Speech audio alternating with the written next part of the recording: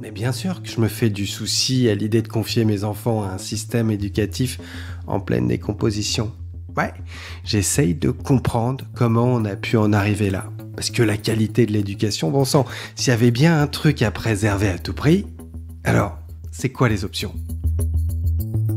Salut, tu vois, j'ai pas pu résister. Avant de tourner la page de cette première phase du podcast, j'ai voulu nous administrer une dernière dose de l'étalon Fiat, cet ouvrage populaire parmi les bitcoiners où Saifedean Ammous jette un regard critique sur l'évolution de la société à l'ère du fiat, à l'ère des monnaies fiduciaires. On parle là d'une courte période, un siècle, soit un battement de paupières à l'échelle de l'histoire humaine, ce moment furtif où les institutions en charge de la gestion de la monnaie, gouvernements et banques centrales succombent à la tentation de l'impression monétaire, invoquant 1000 bonnes raisons pour justifier leur utilisation effrénée de la planche à billets. Cet outil magique, inespéré, donne à l'État la capacité de conduire des guerres plus longues et plus dévastatrices que jamais, le pouvoir de financer son expansion, ses besoins et son train de vie toujours croissant. Seul aux commandes d'une monnaie désormais détachée de toute référence à l'or et au réel, l'État renforce son emprise sur l'économie et la société tout entière. Tout cela, bien sûr, aux dépens des membres productifs de la société qui se voient confisquer par une inflation programmée tout le bénéfice de leur gain de productivité. Cette manipulation de la monnaie affecte absolument tous les pans de la société. Alors nous en avons précédemment décrit les effets désastreux dans l'agriculture, l'agroalimentaire et la nutrition. Aujourd'hui et pour les 3 épisodes à venir, on remet le couvert avec une incursion téméraire dans ces précarés de l'État que sont devenus l'éducation, la science et la recherche. Saifedean y entre comme par effraction et révèle les incitations perverses que le système Fiat a introduit dans ces espaces désormais largement corrompus. On commence donc la première partie de cet épisode par une courte lecture impactante, révoltante peut-être, sur l'éducation de la maternelle à l'université. Cela ne te laissera pas indifférent. Et juste après, Daniel Prince nous rejoint pour en discuter. Et c'est une magnifique conversation dans un franglais assez savoureux, vraiment, où l'on fait la connaissance de cet ancien broker de devises à Singapour, le mec bien sous tout rapport, le gendre idéal, quoi, ce père d'une famille de 4 enfants, qui un beau jour pète un plomb, lâche tout, fait le choix de la liberté, décide de construire une vraie vie de famille, se réapproprie l'éducation de ses enfants et se donne pour mission de les aider à explorer la vie et à choisir leur propre voie. Énorme. Allez, on y va.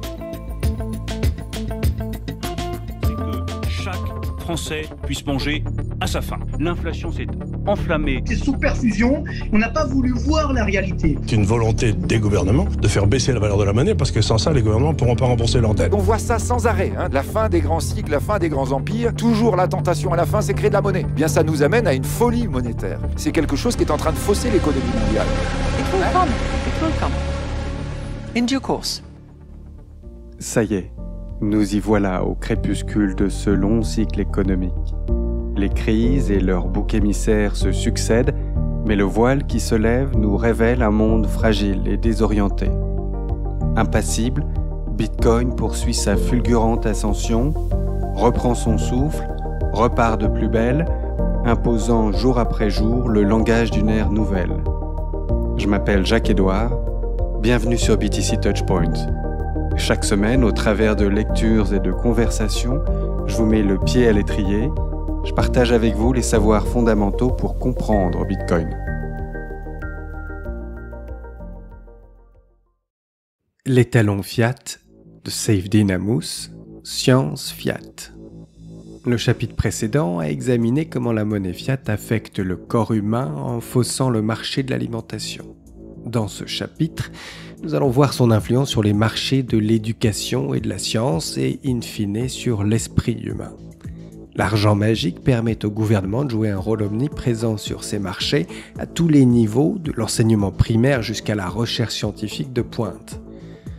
En altérant le fonctionnement normal de l'économie de marché dans le domaine de l'éducation et de la science, le gouvernement peut décider qui peut devenir enseignant ainsi que ce qui doit être considéré comme de la science.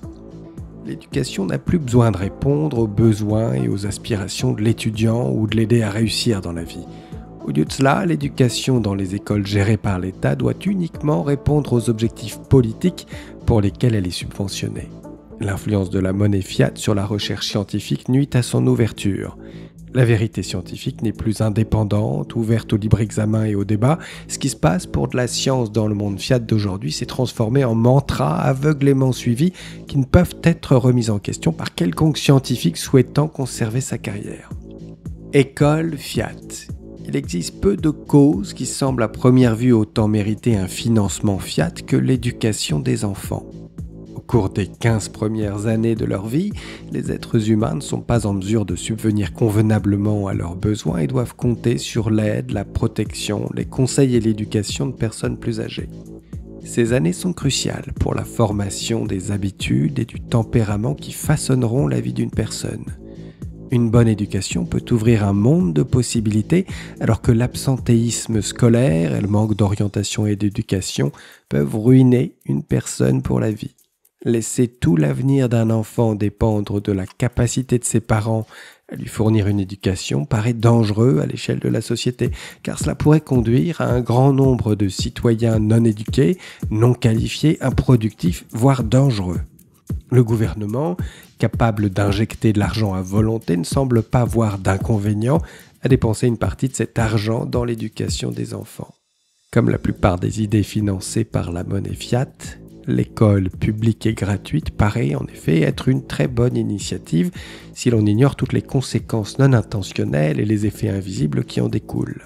À mesure que le financement de l'éducation devient centralisé, grâce à la planche à billets du gouvernement au lieu de venir de la poche des parents, les fournisseurs d'éducation sont davantage incités à satisfaire leurs bailleurs de fonds plutôt que leurs bénéficiaires. Lorsque le financement de l'éducation devient une question politique, cela incite le corps enseignant à suivre la ligne politique au détriment de l'intérêt des enfants. Le financement étant inscrit dans la loi et assuré par une autorité dont les fonds sont pratiquement illimités, les prestataires n'ont guère à se soucier de la qualité de l'enseignement qu'ils dispensent aux étudiants. Dans un marché libre, cette responsabilité serait assurée par les clients qui délaisseraient l'entreprise si elle ne répondait pas à leurs besoins. Dans la plupart des pays du monde, les élèves sont obligés par la loi d'aller à l'école et ou sont contraints de fréquenter une école particulière en fonction de leur lieu de résidence. Cela sape complètement la capacité des parents à demander des comptes aux écoles et les empêche de quitter des établissements mal gérés pour d'autres où l'enseignement serait de meilleure qualité.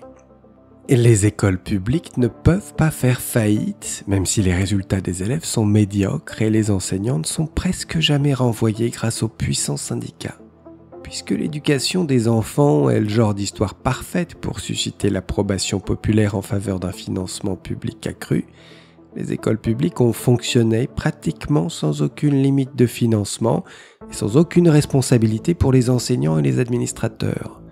L'argent magique pour l'éducation publique est une malédiction et non pas une bénédiction.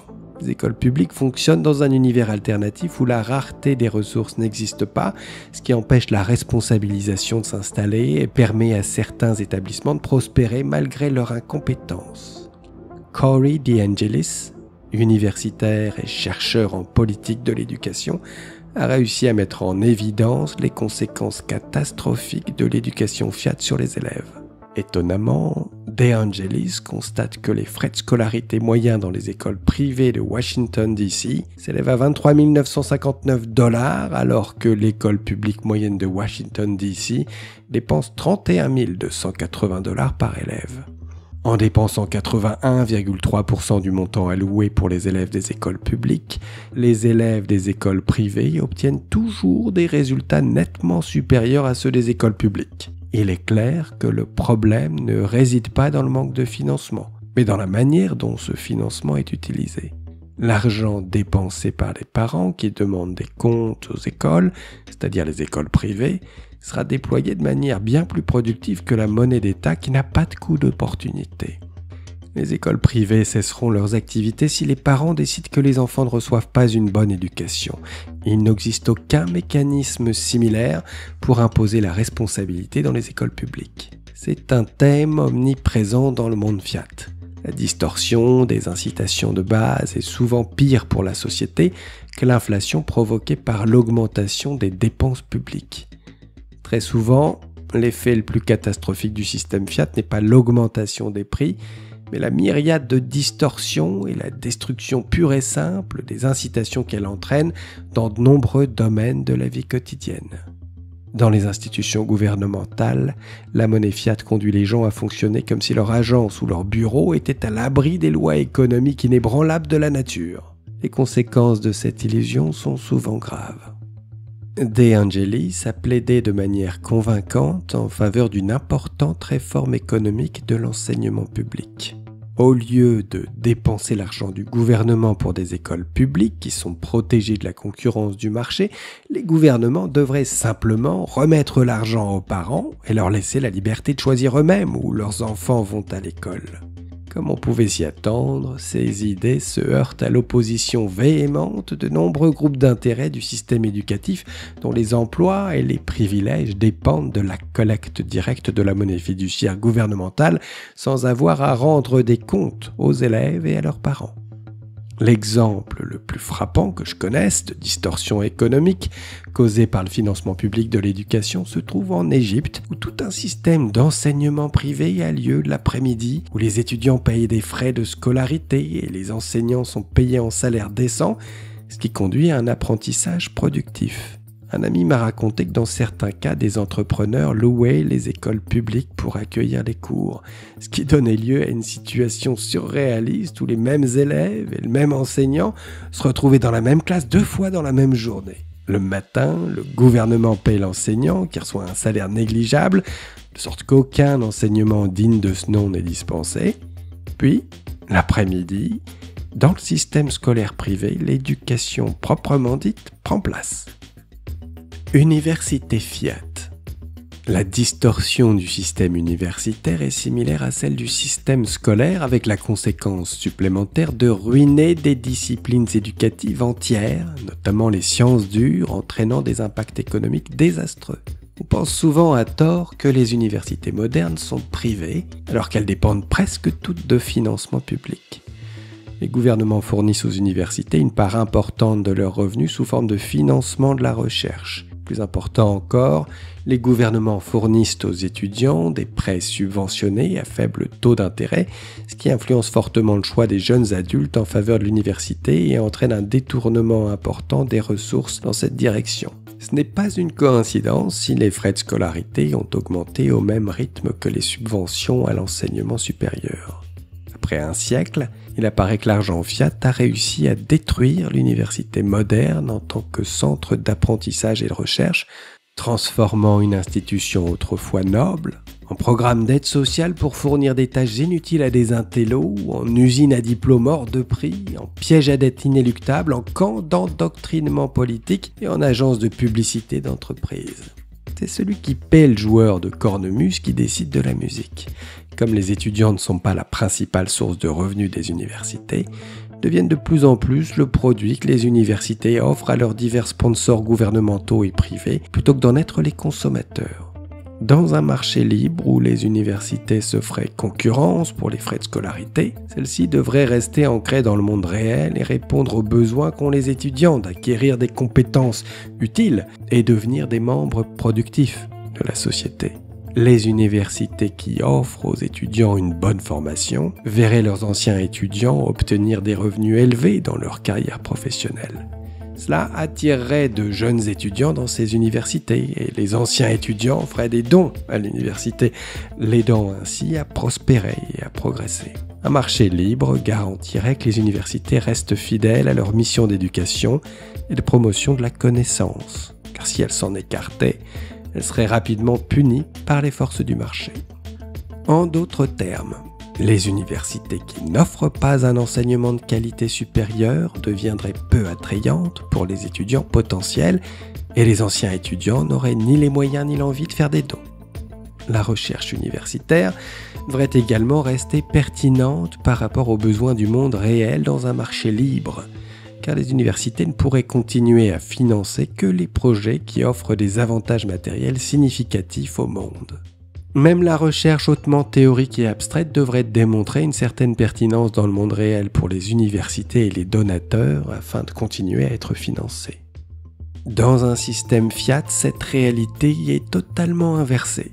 Les universités dépendent du bon vouloir de fonctionnaires pour obtenir des financements et la discipline du marché libre est remplacée par les caprices et les désirs de politiciens, de bureaucrates, d'administrateurs et de doyens qui se sont multipliés sur les campus universitaires. Le succès d'une université ne repose plus principalement sur la satisfaction de la demande des étudiants d'acquérir des compétences productives, mais plutôt sur la satisfaction des objectifs des bureaucrates qui financent l'université.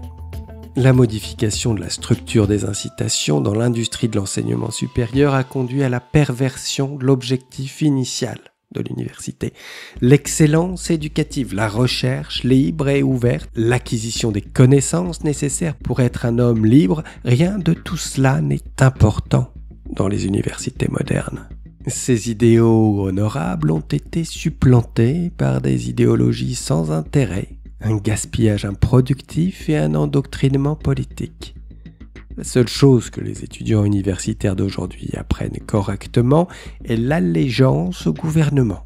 Et les universités exportent activement cette même idéologie dans la société en général.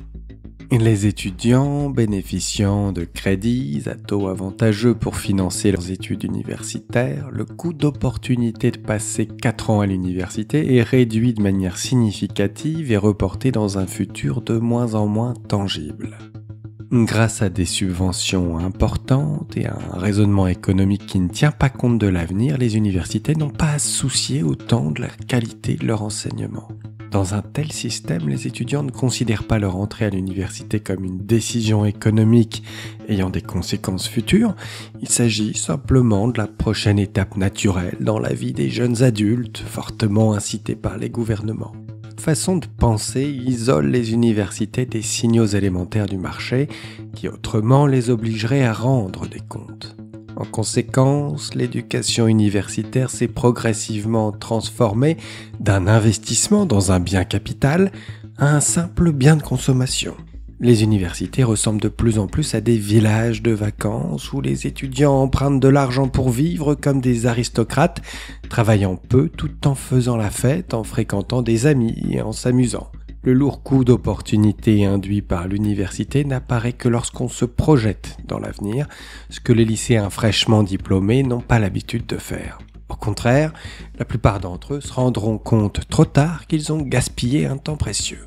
La dette des prêts étudiants accumulés ne peut être effacée, et les étudiants passeront le reste de leur vie à payer pour le plaisir qu'ils ont eu alors qu'ils auraient pu consacrer ces précieuses années à l'apprentissage.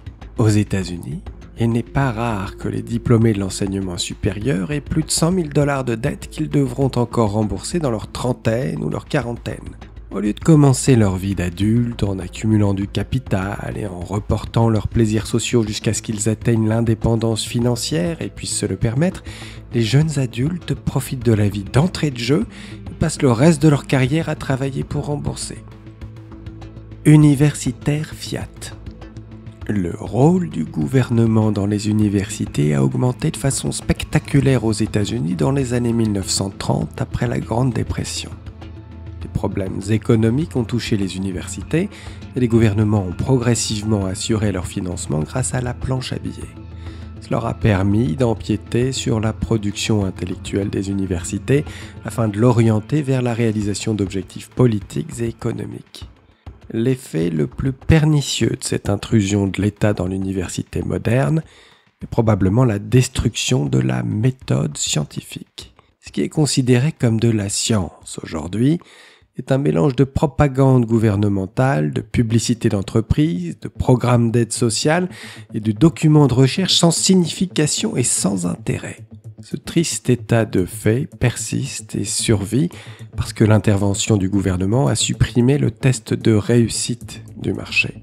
Le financement de la recherche provenant essentiellement de bureaucrates du gouvernement, les universitaires n'ont pas à se soucier des applications concrètes et rentables de leurs travaux.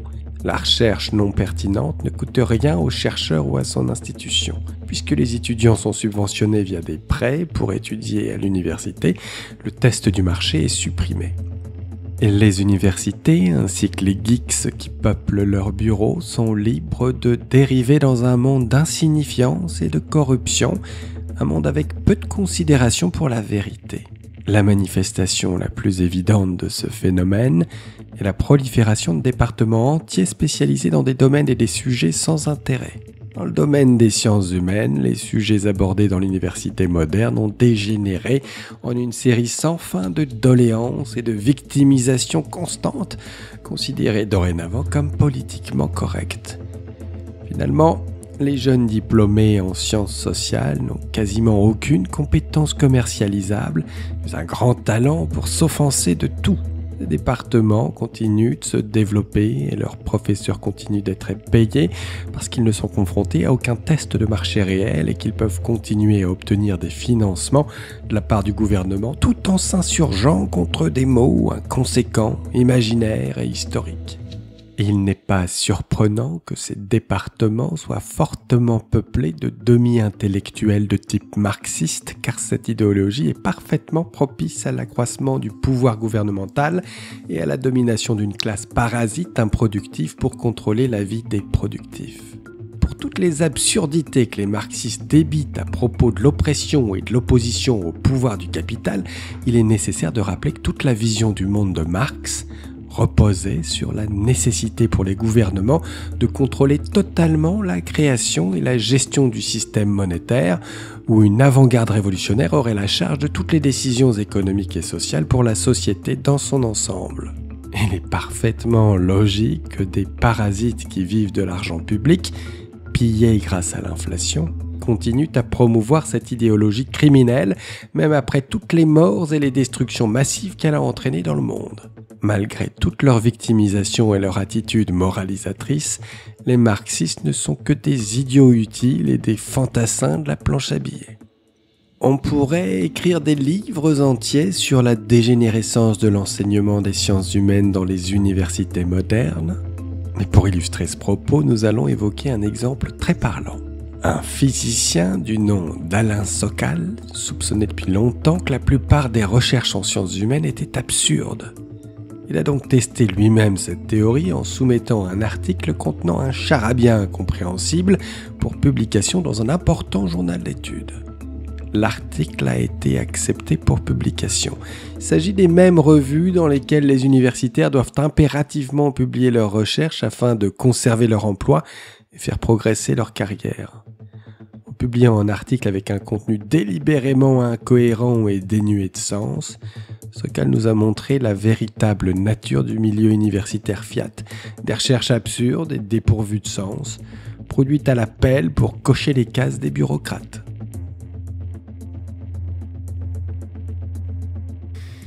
Voilà, ça c'était le tout premier extrait de ce chapitre de l'étalon Fiat de Saif Dinamous consacré à l'éducation, la recherche, la science, et c'est un extrait qui suscite pas mal de réactions. Il y a des chances que cette lecture te travaille un petit peu, te fasse réfléchir dans les jours à venir. Et sans plus attendre, je te propose de continuer cette conversation sur ce sujet de l'éducation avec Daniel Prince. Daniel est un bitcoiner britannique bien connu, auteur, animateur, plus exactement co-animateur avec sa fille Lorraine du très populaire Once Bitten Bitcoin Podcast. Tous ceux qui ont écouté les émissions de Daniel ou qui ont eu la chance de le rencontrer en personne à l'occasion d'une conférence se souviennent probablement de lui comme d'un père. Daniel est en effet un père et un papa qui veille avec beaucoup d'attention à mettre ses 4 enfants dans les conditions les plus propices pour leur développement. Et donc, bien sûr, cela implique de trouver ou de mettre en place un environnement des plus stimulants pour leur apprentissage. Au fil des années, Daniel et sa femme étaient devenus largement insatisfaits de l'éducation que le système standard prodiguait à leurs enfants. Le grand changement de cap concernant l'éducation des enfants s'est produit autour de 2013. Alors qu'il s'efforce désespérément de trouver une issue à sa vie sans queue ni tête d'expert financier, Daniel tombe sur le livre de Tim Ferriss, La semaine de 4 heures, une lecture qui le bouleverse profondément. Daniel et sa femme prennent alors l'une des décisions les plus audacieuses de leur vie, troquant leur mode de vie plutôt prospère, mais aussi conformiste, stressant et frustrant, pour un mode de vie totalement nomade, avec les enfants bien sûr. Un tel bouleversement de mode de vie implique bien des changements significatifs d'organisation pour la famille, notamment concernant l'éducation. Et c'est là que les choses deviennent très intéressantes pour nous, parce que Daniel et sa femme Claire ont pris le temps d'examiner attentivement différents modèles d'éducation. Ils ont testé quelques options et tiré leurs propres conclusions. Voilà pourquoi j'ai invité Daniel aujourd'hui en marge de la lecture de cet extrait de l'étalon Fiat de Save Dynamus. It's a pleasure to have you on the podcast. C'est un plaisir de te recevoir sur le podcast, Daniel. Merci. La plupart des auditeurs vont te reconnaître. Hein, tu es l'animateur, le co-animateur plus exactement, avec Lorraine du podcast Once Bitten. Et c'est vrai que tu as été une belle source d'inspiration pour moi. Je t'ai découvert, je crois que j'ai découvert ton travail en 2020, au tout début de ton podcast. Et pour moi, tu vois, c'était vraiment le bear market, le creux de la vague. C'était encore un petit peu difficile. Il fallait digérer la chute du cours du Bitcoin. Et j'ai découvert ton travail en même temps que celui de Preston Pysh, John Wallis, Robert Breedlove. Donc j'ai été très heureux de pouvoir avoir toutes ces voix. Et tu vois, c'est à cette période aussi où je me suis rendu compte, à travers des podcasts comme le tien, qu'il y avait une communauté de Bitcoiners, que ça allait au-delà du prix. Il y avait des gens qui partageaient beaucoup d'expériences de vie et de manières de voir le monde comme moi. J'avais l'impression d'avoir trouvé là des compagnons de route pour cheminer dans cet apprentissage. Ouais, non, super. Merci beaucoup pour l'introduction et désolé pour mon français. Peut-être franglais est très très bien. Bon choix pour le podcast. Merci beaucoup. Mais pour moi aussi, John Wallis, Brady Swenson, Stephen Livera, Peter McCormack, parfait les gens. Merci beaucoup pour tout le travail parce que c'est plus important pour les plebs. Est-ce que je peux dire les plebs en France? Bien sûr. Ouais, la plèbe, les plebs, yes. Parce que c'est très important pour l'éducation et aussi Roxy. Oui. Et Emmanuel, parlons Bitcoin. Oui. Parce que mon ami qui habite en France, il m'a dit, Daniel, parfait, le Bitcoin, super, merci. Mais qui est les podcasts en France, les YouTube en France? Oui. Je ne sais pas. Donc, c'est très important pour vous de faire le travail aussi. Merci beaucoup. Bah ouais, c'est un plaisir. Ça s'impose un peu à nous. It's not like if we decide it, it's like something we need to do, right?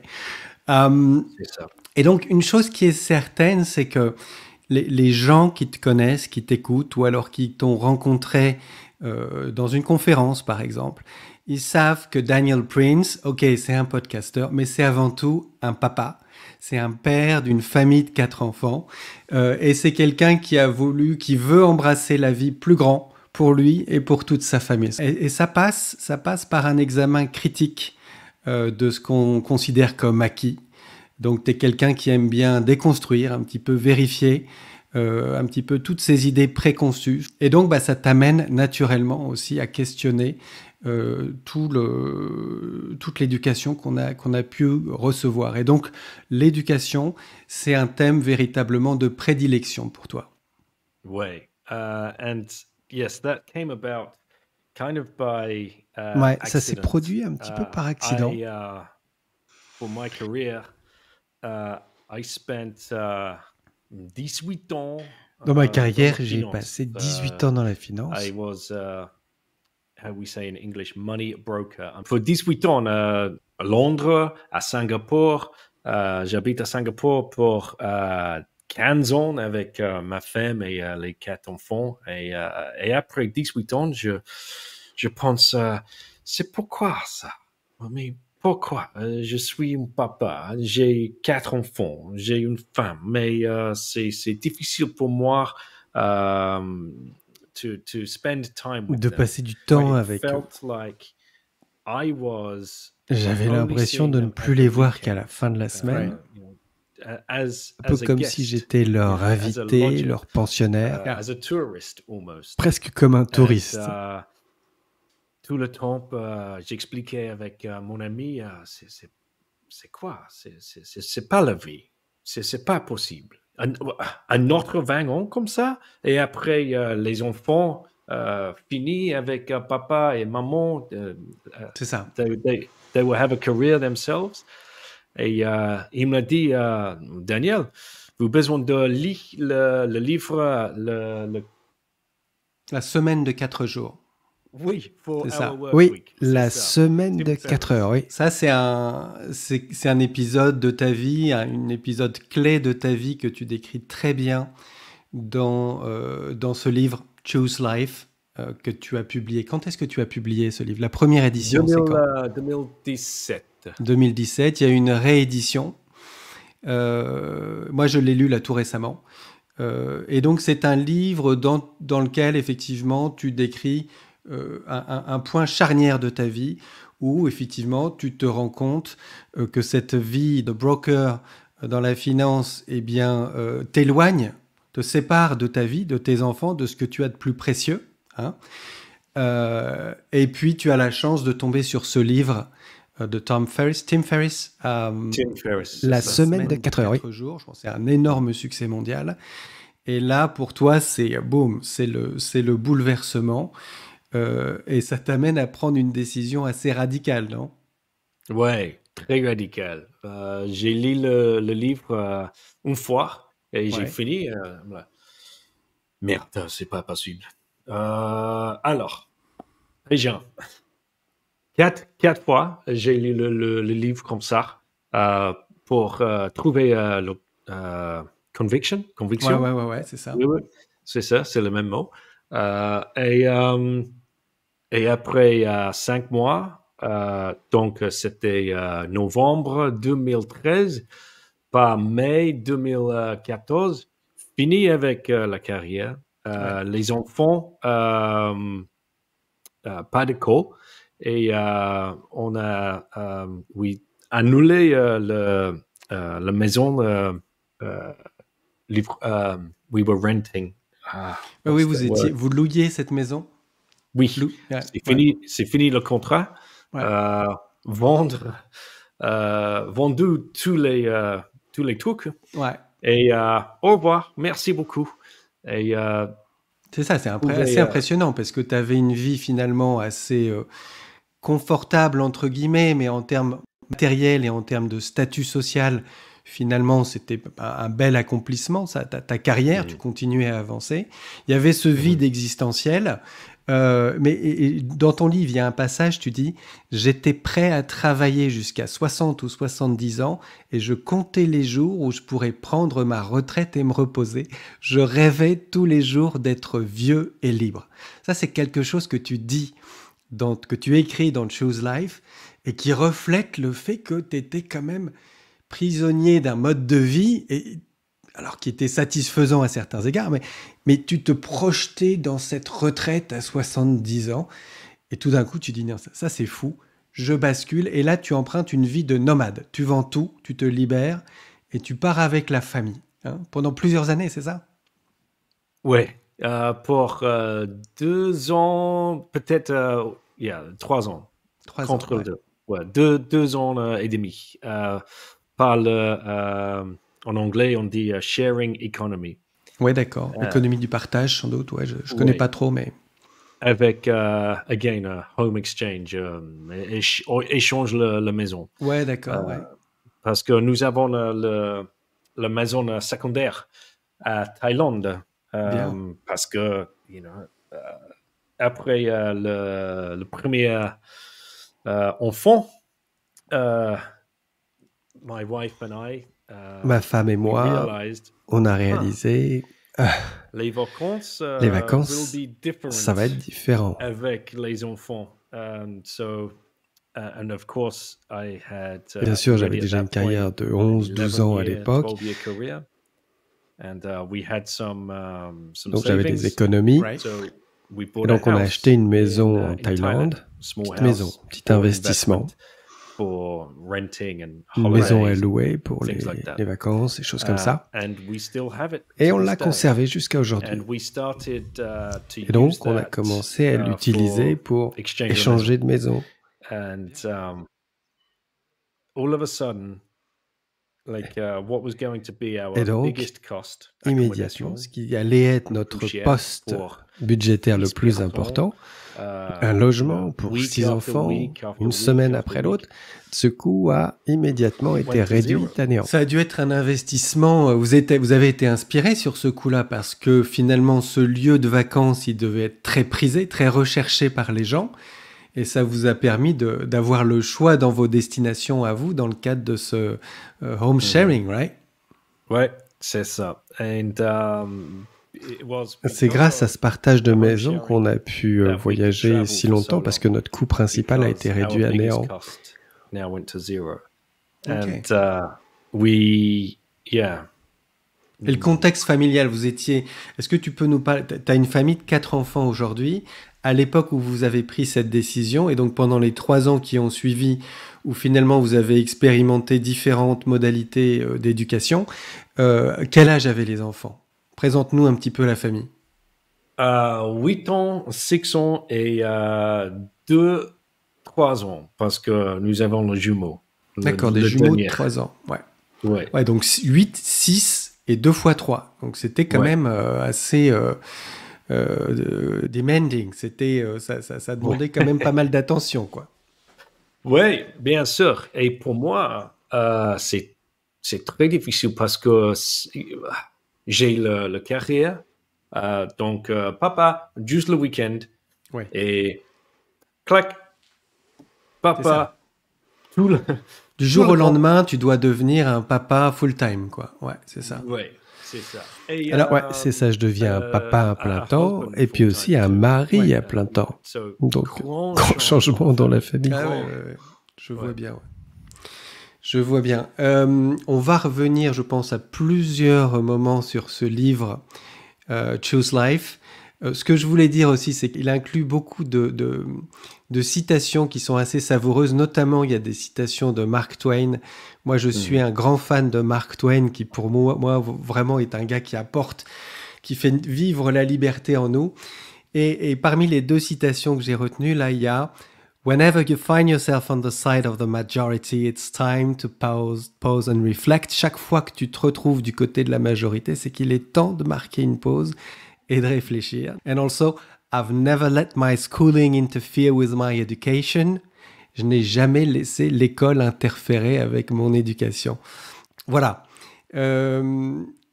Bon, Choose Life, j'en recommande vraiment la lecture, particulièrement à tous ceux qui commencent à avoir un peu la bougeotte, qui se demandent s'ils veulent rester en France ou dans leur lieu de vie actuel, qui se posent des questions de fond aussi sur, OK, qu'est-ce que ça implique, ce type de changement assez radical? Des questions pratiques aussi, puisque c'est un guide pratique, ce livre Choose Life.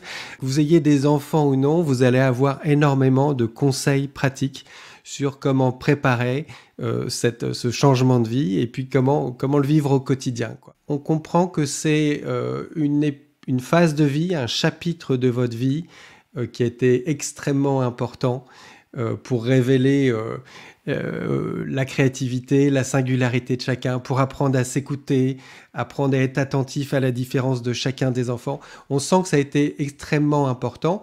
Si j'ai bien compris, ce nomadisme, ça a pris fin pour le moment. Là, vous êtes basé dans un lieu précis depuis quelque temps, c'est vrai? Oui. Après 3 ans comme la vie comme ça, chaque semaine à notre maison, C'est ouais. Draining. Épuisant. Draining, oui. Yes. Fatigué. Ouais. Nous, On a trouvé une maison, un arrangement. which is different. C'est House différent. sit. House sit is when, par exemple, c'était en France. C'est un arrangement, c'était en France, en Corrèze, Lubersac, à Lubersac, côté de Limoges. du côté de Limoges. En fait, on a trouvé quelqu'un qui possédait une maison, une résidence secondaire, qui veut juste la famille, qui recherchait juste une famille pour surveiller c'est ça. la maison. Un gardien. Gardien, entretien, maintenance du jardin. Ouais. Yes. Pour rien, gratuitement. Gratuitement, ouais. En fait, c'est hébergement contre travail. Oui, c'est ça. Donc, je fais le jardin, tout le truc comme ça. Et après 2 mois, ma femme dit, oh, c'est bon, hein? It's calm. C'est sympa, c'est calme. Beautiful countryside. C'est magnifique, le paysage est magnifique, la Great nourriture est food, fantastique, beautiful les gens people. sont sympas comme tout. My Donc wife ma and I, femme et pour moi, les on enfants, souhaitait que nos to enfants be soient able to, speak another language. capables d'apprendre, de parler une autre langue. Parce que c'est difficile pour moi, c'est difficile pour ma femme. And you're doing fantastic.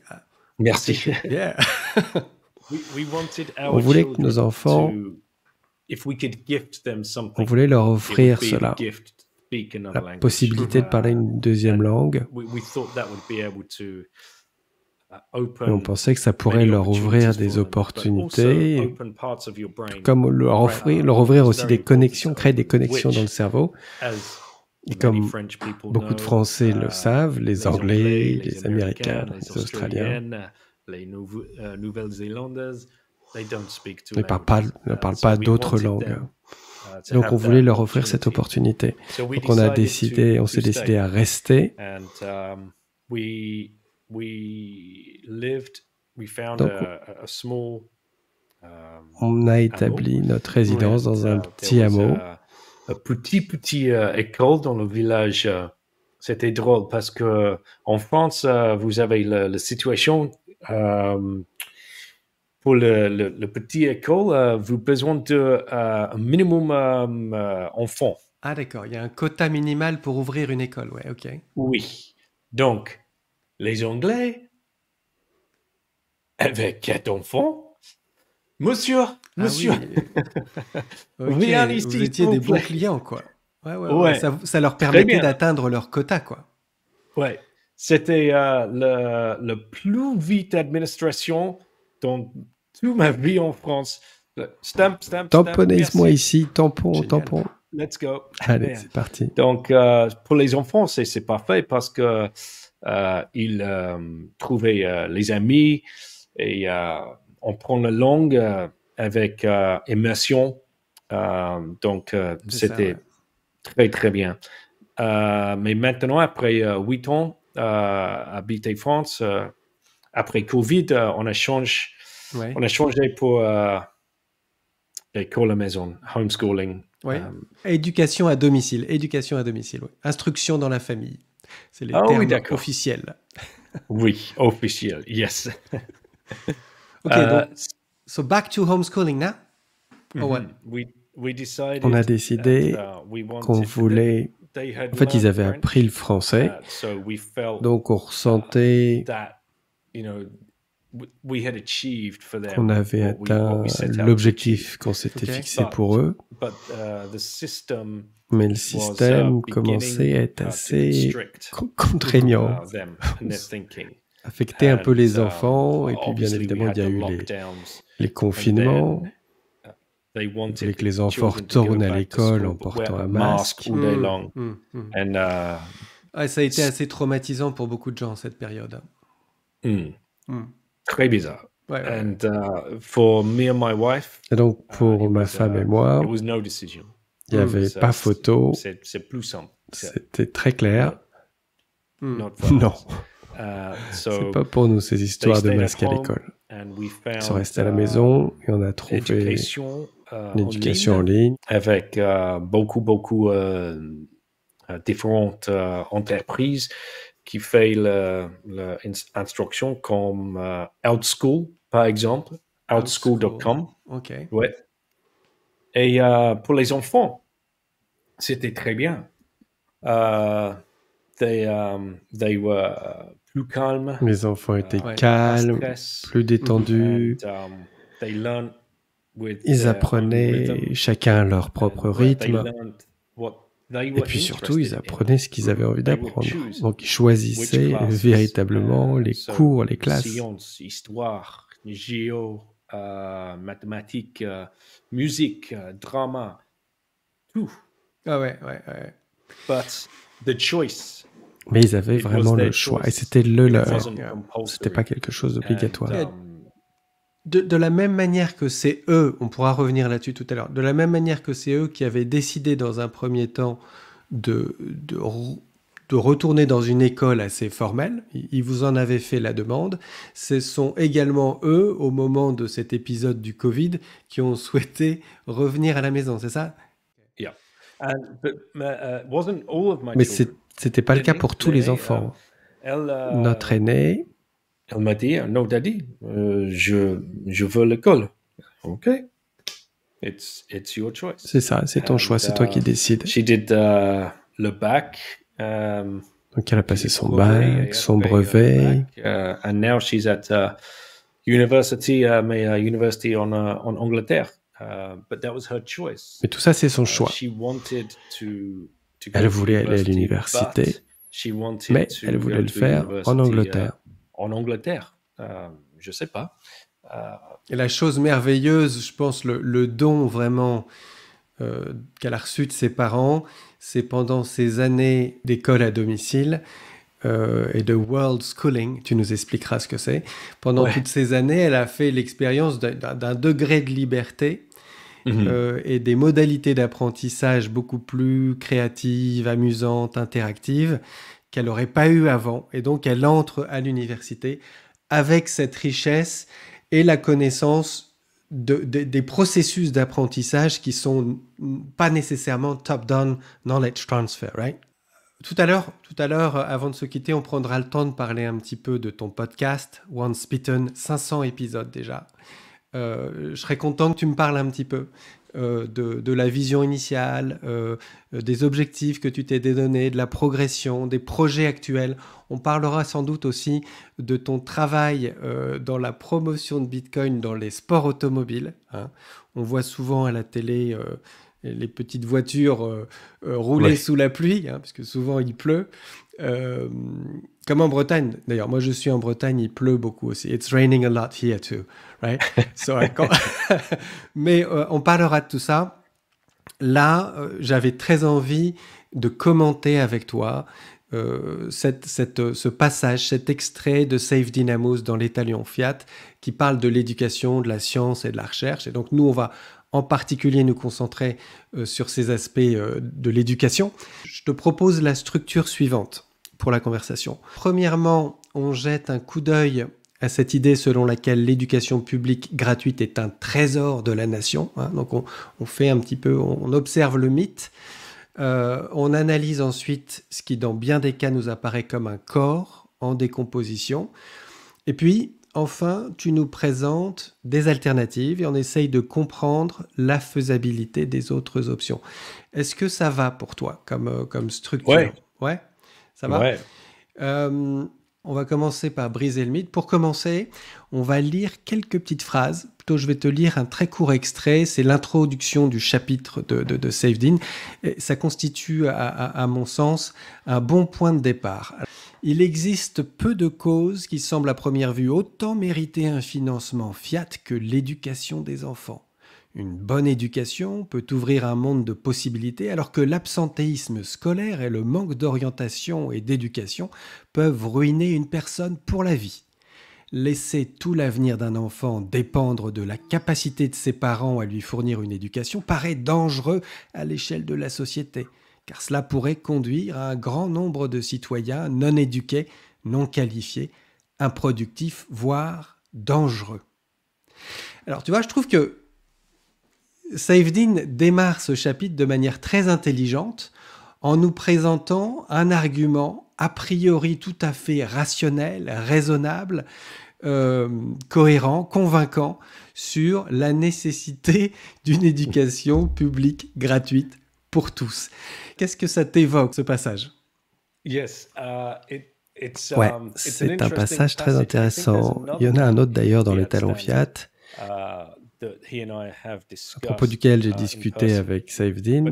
Et d'ailleurs, j'ai été sur le podcast de Saifedean pour parler spécifiquement de l'instruction à la maison et l'éducation. On a fait 2 séries là-dessus, 2 parties. Ouais.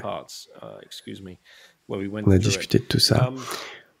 Je pense que ce qu'il essaye de communiquer ici, là, au début, c'est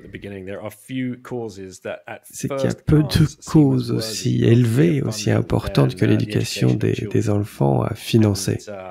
Et c'est tellement vrai que beaucoup de gens seraient d'accord avec ça, bien sûr. Bien sûr. C'est ça. Les enfants sont notre futur et bien sûr, il faut qu'on leur... On part d'une évidence et on bâtit un mythe sur l'évidence. Ouais. Il faut qu'on le finance, il faut qu'on leur donne l'espace dont ils ont besoin, c'est-à-dire ces énormes bâtiments où on peut les accueillir. And there's no alternative. We do it ourselves. And it's free. And the fact that et le truc, c'est que c'est non seulement on nous présente aucune alternative, hein, effectivement, c'est évident qu'il faut de l'éducation, donc c'est nous qui allons le faire. Et puis, c'est pas gratuit du tout, en fait. La vérité, c'est que c'est toujours payant. There's no free lunch, right? Exactly. Exactement. En fait, il y a un livre qui s'intitule « L'éducation gratuite et obligatoire » de Murray Rothbard. Okay. Donc, à chaque fois que j'en parle à Saifedean, qu'on parle d'éducation, je dis « Saifedean, est-ce que tu as lu Rothbard, hein, ce livre sur l'éducation ?» Non, j'ai pas eu le temps de le lire, j'ai pas eu le temps. Il a lu tout Rothbard, sauf celui-ci. Ah, mais il faut qu'on le lise. On a lu 2 ouvrages là sur le podcast. État qu'as-tu fait de notre monnaie et puis l'anatomie de l'État. Et Murray Rothbard a également écrit un livre qui s'appelle Éducation obligatoire et gratuite, quoi. Si c'est gratuit mais que c'est obligatoire, c'est peut-être qu'il y a un motif particulier. Tout à fait. Si c'est gratuit mais que c'est obligatoire, tu vois un petit peu ce qui se trame. T'es complètement piégé, tu dois y aller, et si tu dois te rendre à cette institution, tu es piégé, tu es coincé, tu dois apprendre ce qu'ils veulent t'enseigner, il n'y a pas le choix. On t'enseigne, et puis surtout, quels sont les 3 mots que tu vas retrouver sur la façade, la porte d'entrée de n'importe quelle école de France? Liberté, égalité et fraternité, c'est ça? Ouais. Je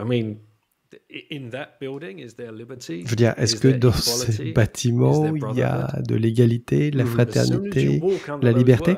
Dès que tu rentres par ce portail, ce que tu retrouves à l'intérieur, c'est le total opposé. Il n'y a pas d'égalité, parce que tu te retrouves dans un ordre vertical. Tu es séparé par niveau de compétences. Selon si tu es bon ou pas bon en maths, il n'y a pas d'égalité. Tu n'es pas libre non plus. Ouais, d'accord. Parce que tu es obligé de rester là pendant 8 heures, que tu le veuilles ou non, parce que c'est obligatoire. Et cela n'encourage pas la fraternité, parce que la manière dont le système est établi force une compétition permanente entre les pairs pour avoir la meilleure moyenne. Ouais, c'est ça. Quelle est ta moyenne? The holy J'ai cow. Mes enfants, ils regardent leur moyenne tous les matins. Oh, yeah. And this is what they do as well. This is purposefully done. Et ça, c'est ce qu'ils font, c'est délibéré. Hein. Chaque enfant, à partir du moment où il passe le seuil du portail de l'école, il se retrouve dégradé, réduit à un nombre. La moyenne, ça devient l'identité, le marqueur de l'enfant. Sa moyenne, pas son nom, pas ses croyances, pas ce qui compte pour lui, pas ce qu'il cherche à accomplir dans la vie, tout ça.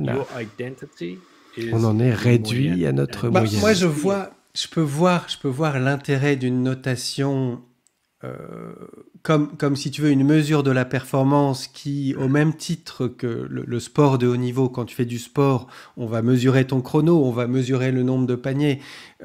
Ce type de compétition saine avec une émulation par la performance qui peut être mesurée, ça peut être très entraînant et ça peut permettre à chacun de se dépasser. Mais dès lors qu'effectivement on réduit l'individu à des notes, et qu'on n'a pas une pédagogie qui permet de respecter la singularité de chaque élève et d'accepter le fait que bien cette personne-là, c'est vraiment ni dans les maths ni dans les sciences qu'elle va se développer, mais elle a des talents exceptionnels en termes de créativité artistique ou je ne sais quoi, en termes de littérature. Effectivement, si on n'a pas cette approche qui permet à chaque élève de se sentir respecté pour sa singularité, ça peut être effectivement très dégradant. Ouais. And yes, for your example of concernant ton exemple du sport, c'est un très bon exemple. Parce que tu peux avoir envie de t'améliorer et de devenir un meilleur joueur de football, de basketball, un bon cavalier sauteur d'obstacles, quoi que ce soit. Mais encore une fois, ce sera ton choix.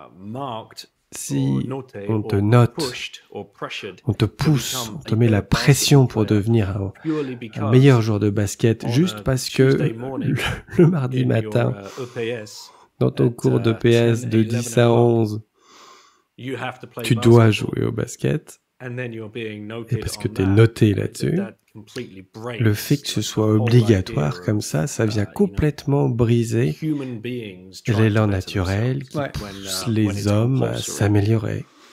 Tout à fait.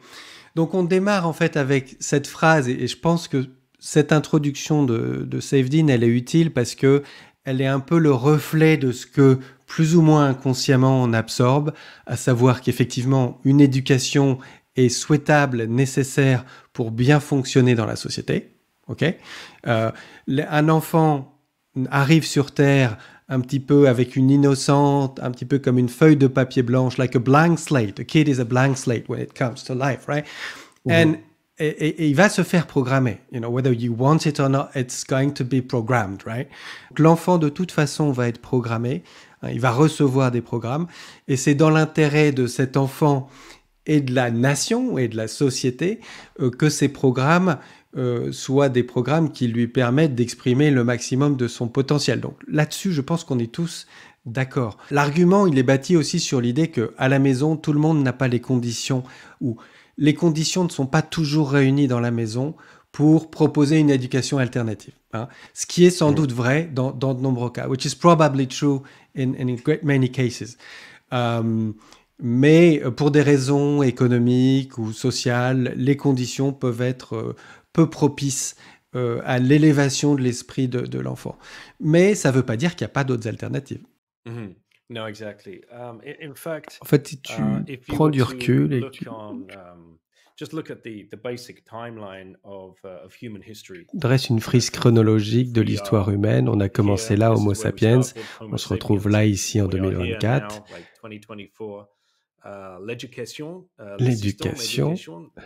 L'éducation telle que nous la connaissons aujourd'hui, ça commence juste ici, là. Alors, qu'est-ce qui s'est passé pendant toutes ces centaines de milliers d'années avant d'en arriver là où nous sommes? On se retrouve à enfermer nos enfants dans des groupes de 30, en les forçant à apprendre la même chose, au même horaire. Moi, j'aime bien cet exemple, cette prise de recul, ce regard sur l'histoire. J'aime bien chercher à imaginer comment les enfants étaient éduqués avant l'existence d'un modèle d'éducation formel. Il y a toujours eu de l'éducation disponible. Il fallait payer.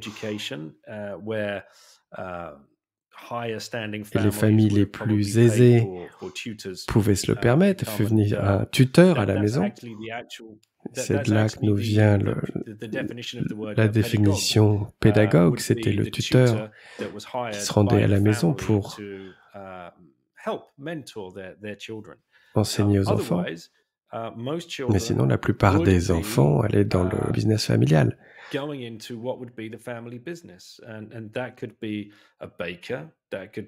peut être un cordonnier, quelqu'un qui bosse dans le textile, un forgeron. Et même si vos enfants ne montraient pas de particulière capacité pour apprendre un art donné, un artisanat donné, si tu es forgeron, ton enfant ne s'intéresse pas à ça, et qui est plutôt branché par la boulangerie, généralement dans ta communauté, tu vas avoir de très bonnes relations avec le boulanger, parce que on fait tous partie d'un libre marché, on partage cet esprit d'entreprise, et donc votre enfant va recevoir l'enseignement du boulanger, et c'est là qu'il va apprendre son métier.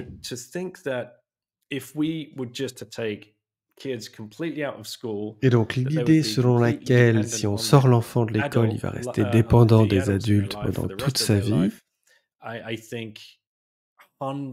ça va totalement à l'encontre de centaines de milliers d'années d'évolution.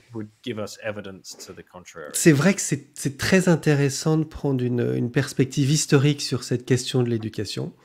Alors bon, je ne l'ai pas rappelé, hein, mais ni toi ni moi ne sommes des spécialistes en la matière. Du moins, toi, tu as quand même beaucoup plus travaillé la question, mais on n'a pas du tout la prétention d'être des scientifiques ou des chercheurs de l'éducation. Par contre, on est des personnes curieuses, etc. Toi, tu as beaucoup plus lu et tu as parlé avec beaucoup plus de gens, et je pense qu'effectivement, ce regard historique sur la question est importante. On aurait vraiment tort de réduire l'éducation à ce qu'elle est devenue aujourd'hui sous l'ère industrielle, on va dire.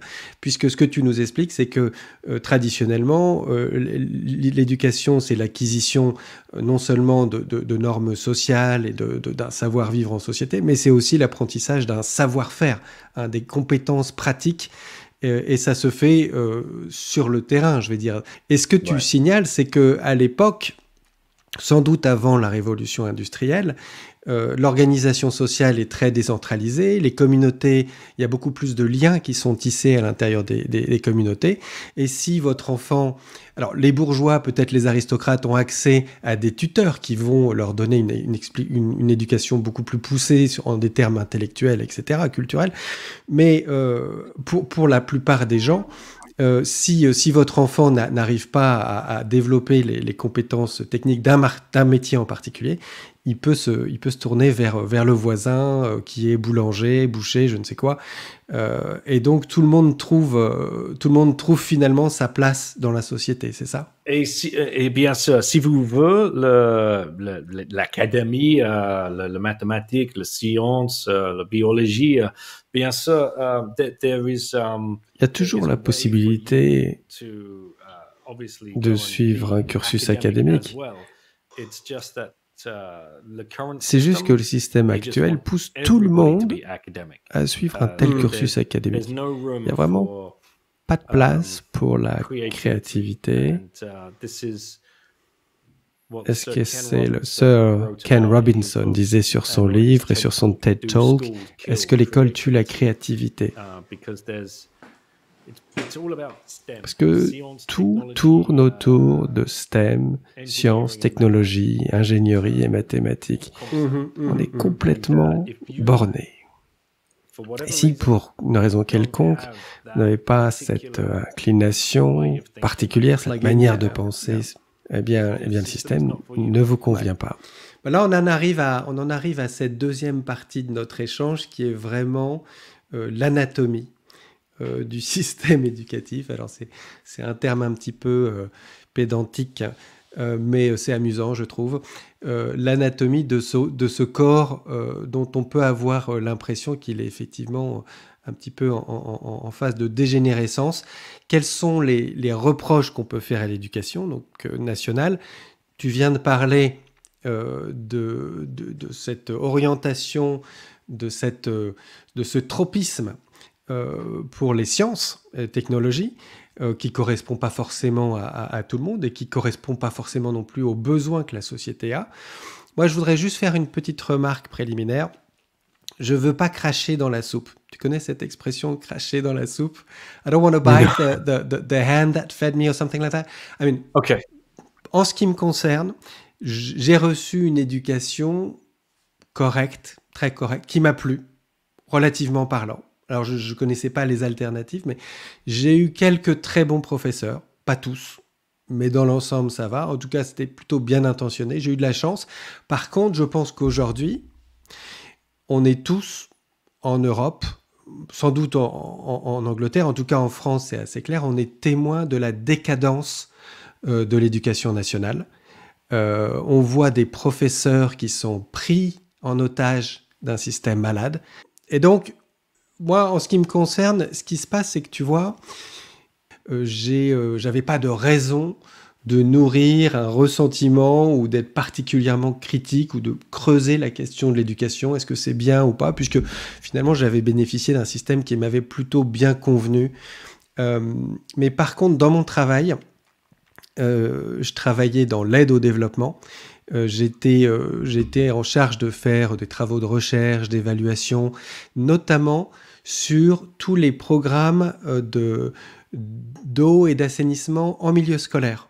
Et finalement, c'est un sujet que je trouvais assez intéressant. J'allais dans les écoles en Asie, en Amérique latine, en Afrique, et je voyais ces financements internationaux qui étaient dépensés pour construire des toilettes, des robinets, etc.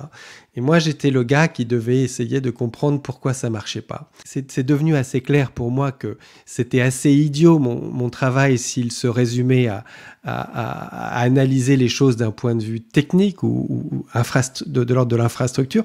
Il fallait vraiment se pencher sur les aspects de gouvernance, sur les relations entre les parties prenantes, sur les incitations des uns et des autres à faire leur boulot. Et donc, là, je me suis rendu compte à quel point les systèmes éducatifs publics étaient corrompus dans le monde entier.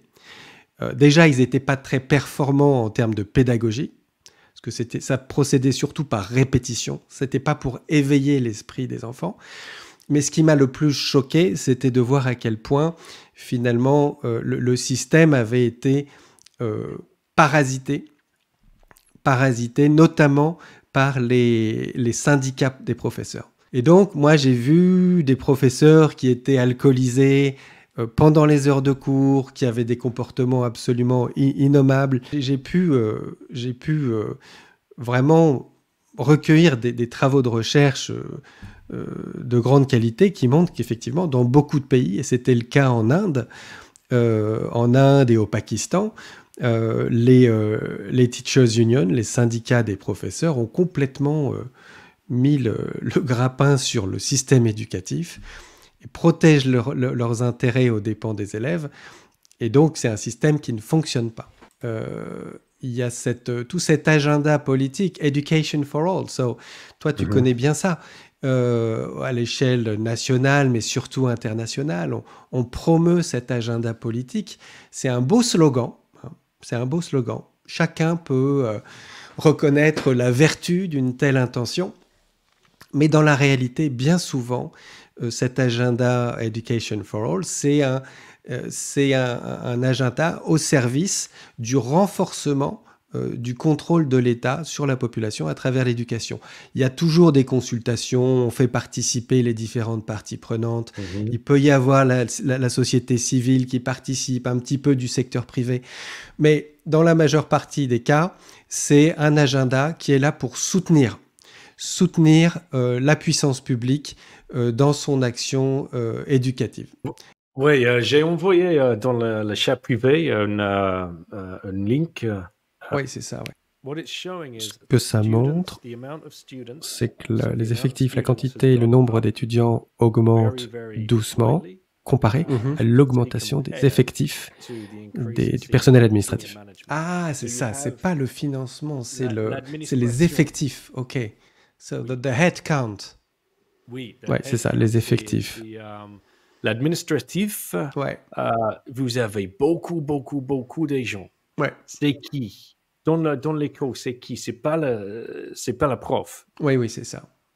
Parce que vous avez en France maintenant un grand problème avec there are not enough teachers. Pas assez de profs. Mais bien sûr, là on parle des États-Unis. Mais c'est un problème mondial. Parce que, comme tu le signalais, le mal investissement, et là on en revient à ce que Saifedean disait dans son premier paragraphe, bien sûr qu'on aurait envie d'investir, de financer l'éducation.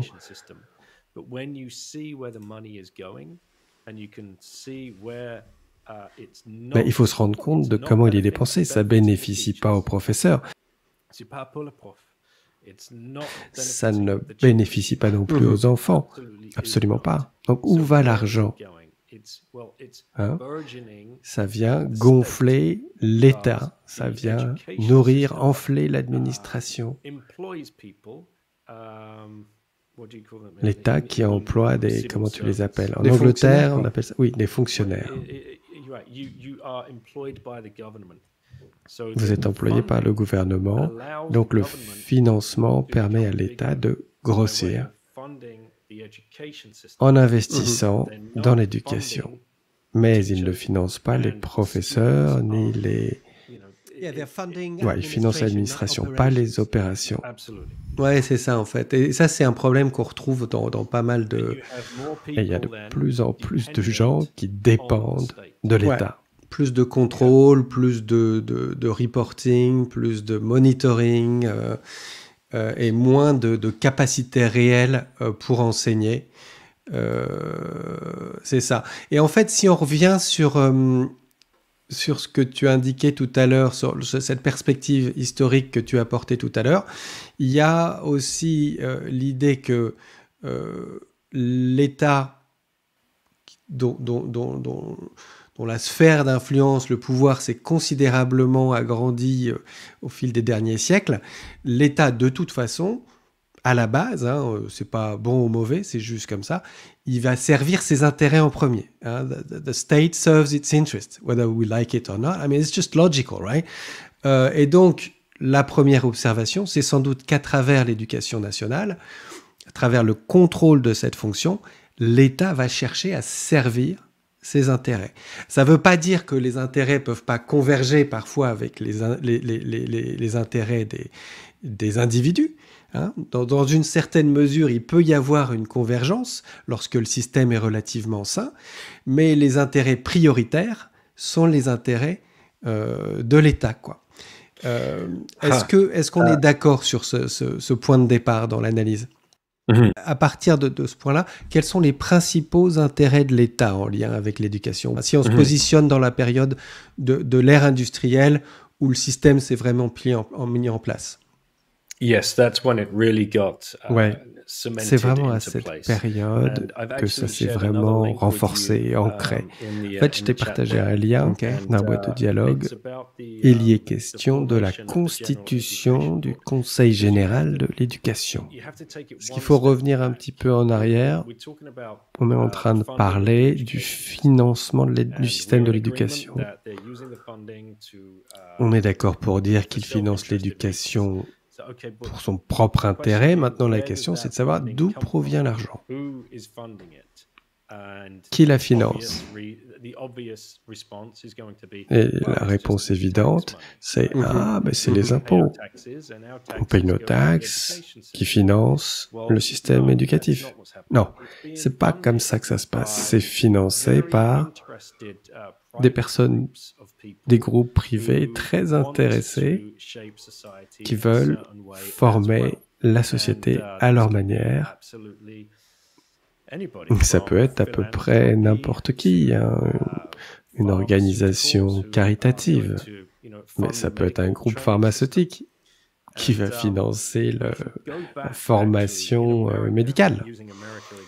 Si on revient en Amérique, on va reprendre l'Amérique comme exemple, parce qu'il y a un homme qui se nomme Horace Mann, dans les années 1880, il a conduit l'examen du système scolaire européen, et en particulier prussien.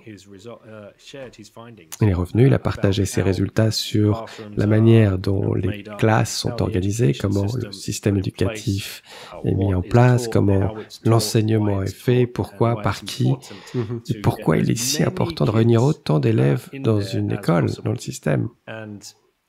Et donc, dans le lien que je t'ai transmis, le Conseil général de l'éducation des États-Unis a été créé en 1902 par John D. Rockefeller,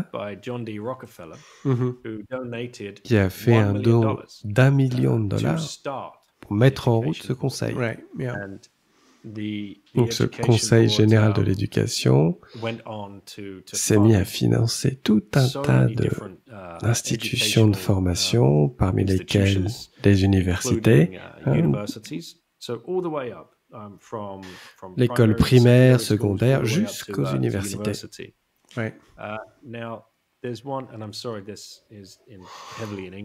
C'est important de comprendre la philosophie sous-jacente. Qu'est-ce qu'ils essayaient véritablement d'accomplir? Donc là, si tu descends un petit peu sur la page,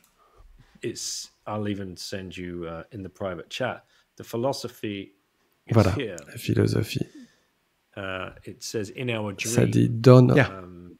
What's the key message? Le message clé ici, c'est que nous allons former, modeler les gens selon nos besoins. Et on va utiliser le système éducatif pour le faire. C'est notre outil. Et ça, je pense, tu vois, pour moi, c'est pas complètement choquant. Alors, ça renvoie à une image très utilitariste, je ne sais pas si c'est le terme, mais des hommes. On va utiliser les hommes qu'on peut dominer. Et ça, c'est assez tragique, c'est évident. Mais bon, c'est l'état des choses. Les choses sont comme ça. On peut avoir une plus grande ambition pour l'homme. We should have a greater ambition for men. Mais dans l'état actuel des choses, à ce moment donné de l'histoire, peut-être que les gens se situent dans un contexte de compétition internationale avec des États-nations qui sont en conflit ou sur le point de l'être, en tout cas qui sont pas toujours dans une coopération fraternelle. Dans un tel contexte, ça peut avoir du sens, ça a du sens, c'est sans doute nécessaire d'ailleurs pour l'État de mouler, former une population qui va répondre à des besoins, en l'occurrence des besoins industriels pour renforcer le pouvoir économique, industriel de la nation. C'est ça, non ? Dans les faits, l'État, il cherche juste à faire de nous des citoyens fonctionnels, obéissants, dociles, pour avoir une population ordonnée qu'on peut bien contrôler et qui va bien travailler de manière efficace. La philosophie du Conseil général de l'éducation stipule clairement ici que nous ne devrions pas faire de ces hommes ni de leurs enfants des philosophes, des hommes de savoir ou des hommes de science. Ok. Donc ça, c'est plus problématique, effectivement, parce que ouvertement, il y a l'objectif ici d'éviter à tout prix d'élever l'esprit des gens, finalement, de les libérer, de les amener à penser par eux-mêmes, etc. Alors, par rapport au système français, encore une fois, sans être vraiment expert de la question, mais de ce que je peux comprendre, c'est que pendant assez longtemps, ce qu'on appelle l'école républicaine, l'école publique. Il y avait un système de méritocratie quand même à travers l'école et l'instruction, l'enseignement supérieur, etc., qui permettait aux meilleurs élèves de déployer davantage leurs talents.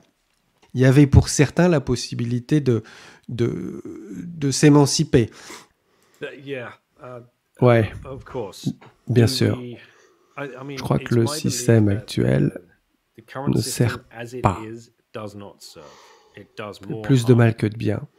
Il y a peut-être un ou deux individus qui arrivent à en bénéficier et à transformer leur vie de cette façon.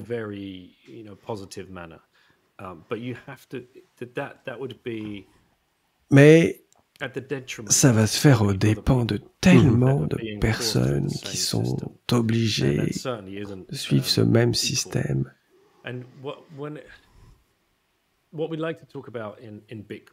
Et en lien avec Bitcoin, il faut qu'on parle de l'économie autrichienne et de la praxéologie. Il y a cette notion de coût d'opportunité. Et ce coût d'opportunité est tellement élevé pour chaque personne qui est forcée d'aller dans cette école gratuite et obligatoire qu'on ne peut même pas le mesurer. C'est inimaginable. Imagine où est-ce qu'on en serait en tant que société. Et c'est ce que nous avons pu apprendre à travers Bitcoin. Bien sûr, on peut faire des gains faramineux. Lambo Girl Up, on peut s'acheter Lambo et tout. Non, on n'est pas là pour ça dans Bitcoin. Ce qu'on a réussi à obtenir avec Bitcoin, c'est la liberté, la jouissance de notre temps, la possibilité de choisir ce qu'on veut faire. Et peu à peu, plus tu holds tes Bitcoins, plus tu préserves ce temps épargné, meilleures tes décisions vont être pour ton avenir. Et tes centres d'intérêt qui vont t'attirer, pour toi et moi, c'est le podcast. Il y a 5 ans, on n'avait aucune idée qu'on allait se mettre là-dedans. On n'aurait pas pu le savoir si on était resté dans ces voies institutionnelles assez contraignantes. Donc, si on peut juste retransmettre à nos enfants ce don du temps et leur laisser la possibilité de découvrir à tâtons qui ils doivent devenir dans leur vie, ce pourquoi ils sont nés, ou ce qu'ils veulent devenir, on aurait une société complètement différente. On aurait... Imagine, si les enfants voulaient s'allonger, regarder les nuages, les étoiles, imagine la philosophie qu'on aurait, la poésie qu'on aurait, le théâtre qu'on aurait, les conteurs, ceux qui voudraient faire du sport. Les sports seraient complètement différents. Si les enfants pouvaient jouer du foot et du basket 8 heures par jour, à quoi ça ressemblerait aujourd'hui? Et j'en serais beaucoup plus heureux, non?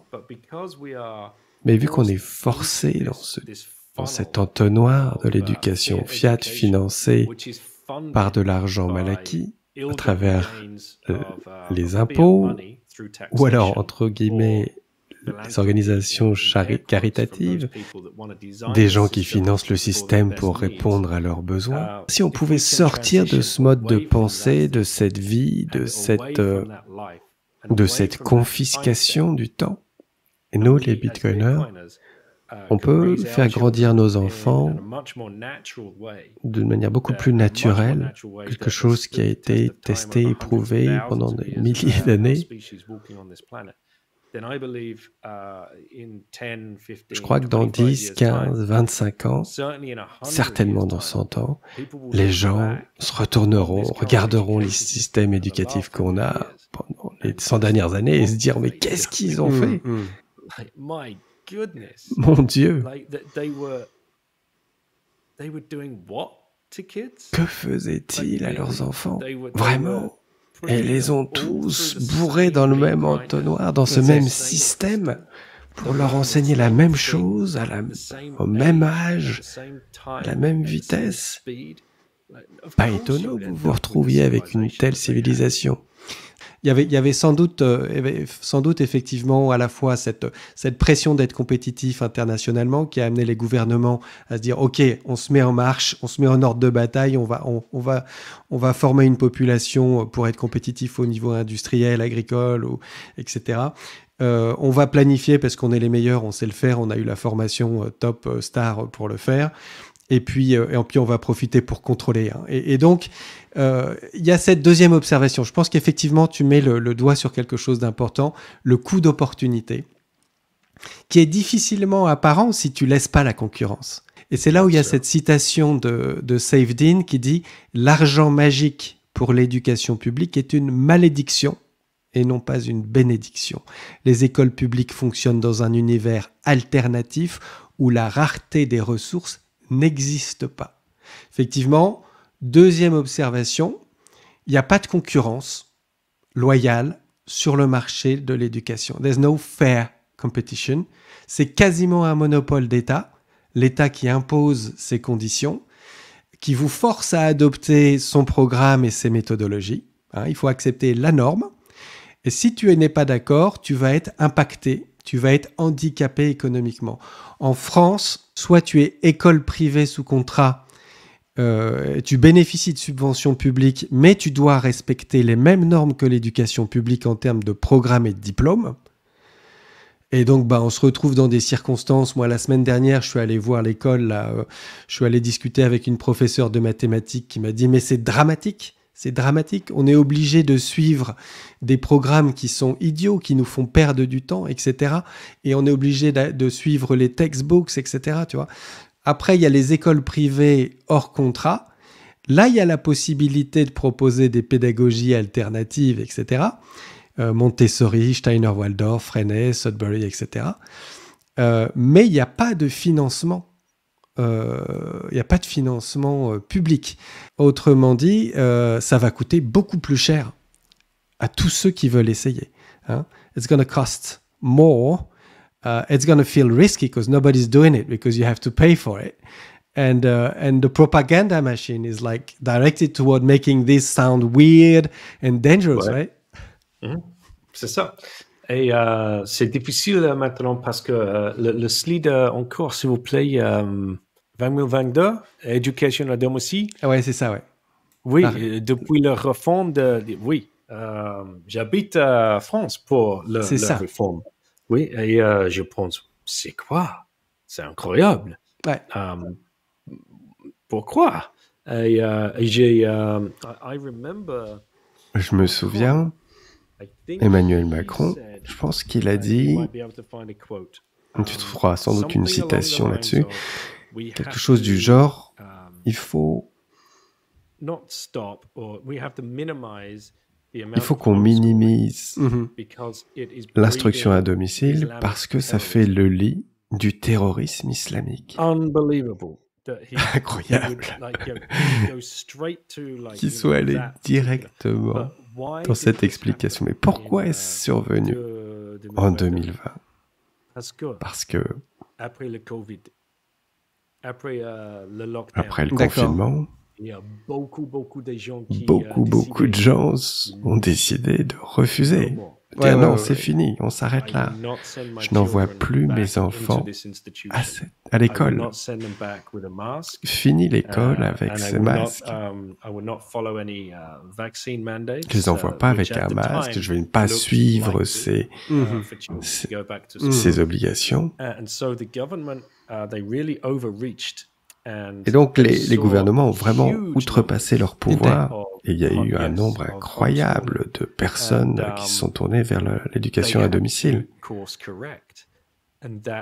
Et donc, ils ont dû corriger le tir.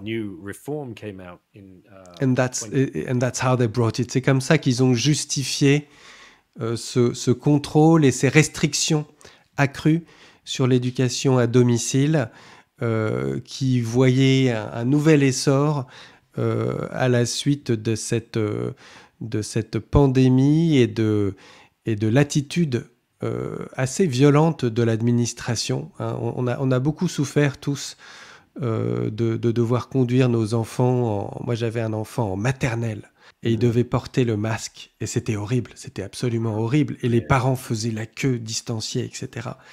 Donc effectivement, je pense qu'à ce moment-là, et on a vu beaucoup d'images aussi du monde entier où on a vu des comportements complètement fous de la part d'écoles.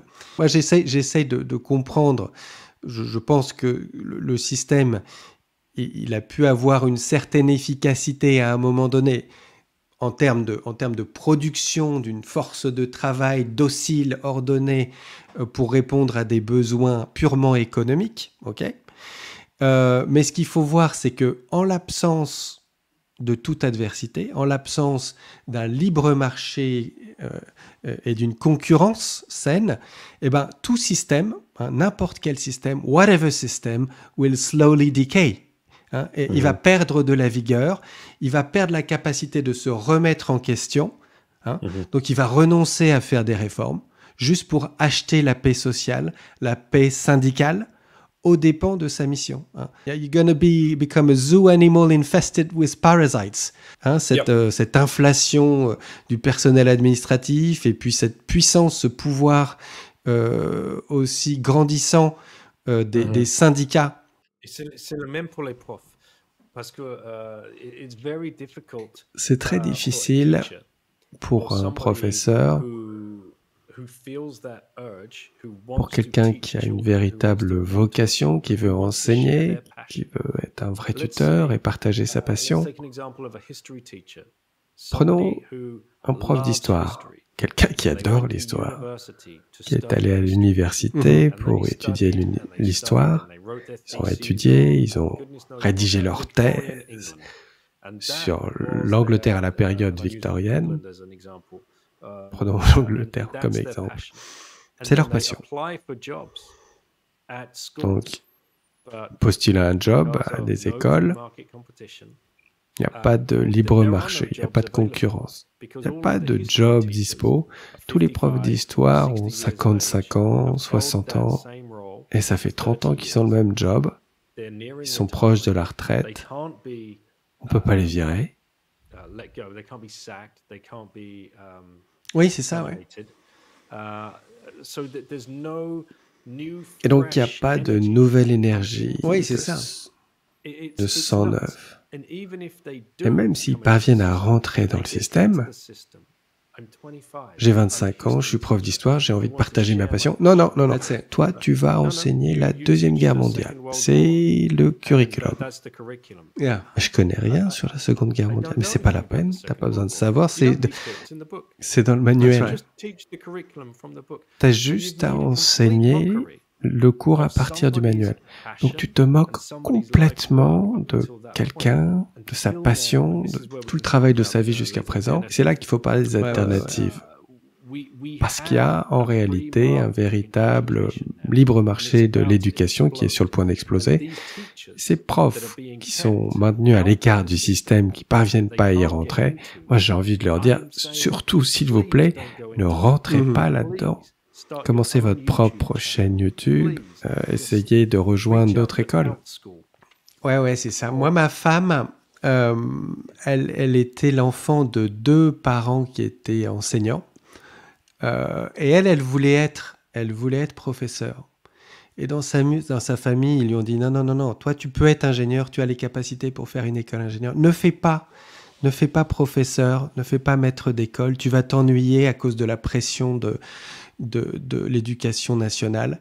Et elle a regretté parce qu'effectivement, il y a des gens, ce qu'ils veulent, c'est transmettre leur passion, etc. Mais finalement, c'est vrai que dans le cadre de l'éducation nationale, elle aurait sans doute eu une certaine difficulté à exprimer tout cela. Alors, on s'était intéressé à tout ce qui était école Krishnamurti. Elle et moi, on avait beaucoup aimé le travail de Jiddu Krishnamurti on Education, le livre qu'il a écrit, puis ensuite les conversations avec David Bohm. Ça nous avait vraiment beaucoup nourris. À un moment, on a travaillé tous les deux aussi dans une ferme pédagogique et c'était super, c'était très intéressant. Mais quand on a eu nos enfants, pour une raison que j'ai pas encore vraiment analysée avec elle, on n'a pas franchi le pas. On n'a pas voulu prendre notre risque et partir à la découverte du véritable travail d'éducation par opposition à l'instruction. Tu vois ? J'ai envoyé une autre ligne dans le chat for your listeners. Il y a ce film, un magnifique film sur l'éducation, c'est en français.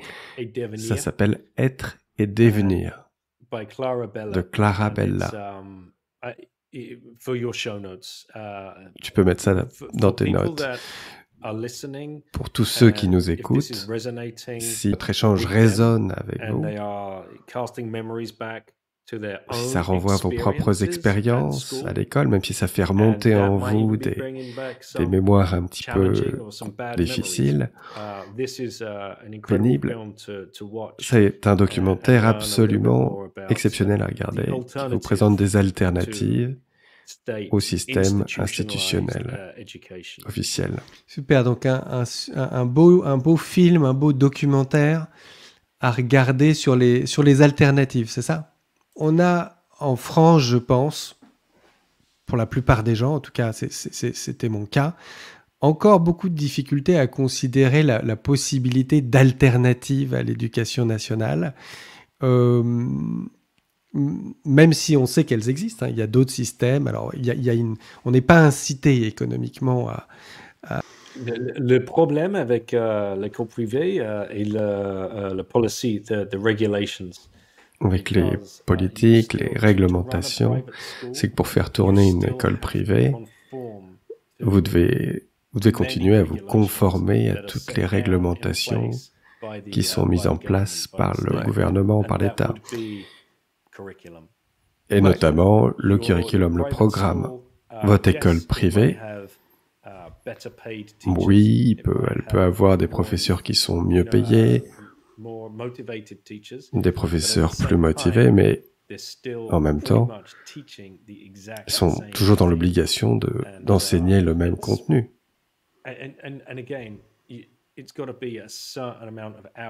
Et encore une fois, c'est un certain nombre d'heures par jour.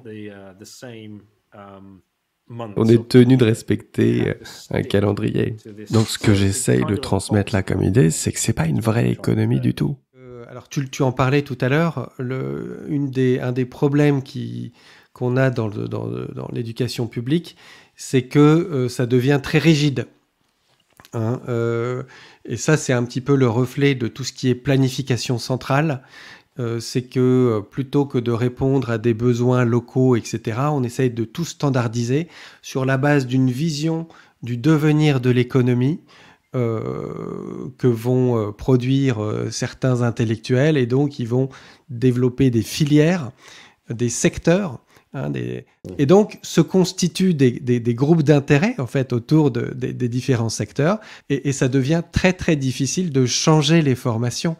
Il y a des gens, je parlais avec un ami là qui est dans la formation publique et qui se désolait de voir que voilà, t'as des formations qui vont être probablement disruptées par l'IA. Donc ça, c'est absolument désolant de voir cette rigidité qui est liée à cette centralisation qui est extrêmement forte en France. Ouais. Where are the entrepreneurs? C'est ça. Comment se fait-il qu'on en soit arrivé à se représenter l'entrepreneur comme quelqu'un de spécial? C'est fou. On regarde Elon Musk, Richard Branson, on regarde tous ces gens, Steve Jobs, comme si c'était des créatures exceptionnelles, magiques. Mais ça n'a aucun sens. L'être humain, l'homo sapiens, est, par nature, un entrepreneur. Nous sommes des machines à résoudre des problèmes. On est né pour résoudre des problèmes. On traverse ce cycle de 15 ans d'éducation, au bout duquel aucun d'entre nous n'est en capacité de penser, de créer, et ce ne sont que les quelques rares personnes spéciales, 1 par million, qui va lancer ce business comme Jeff Bezos, et on le regarde et on se dit « Waouh, qu'est-ce qu'il est spécial !»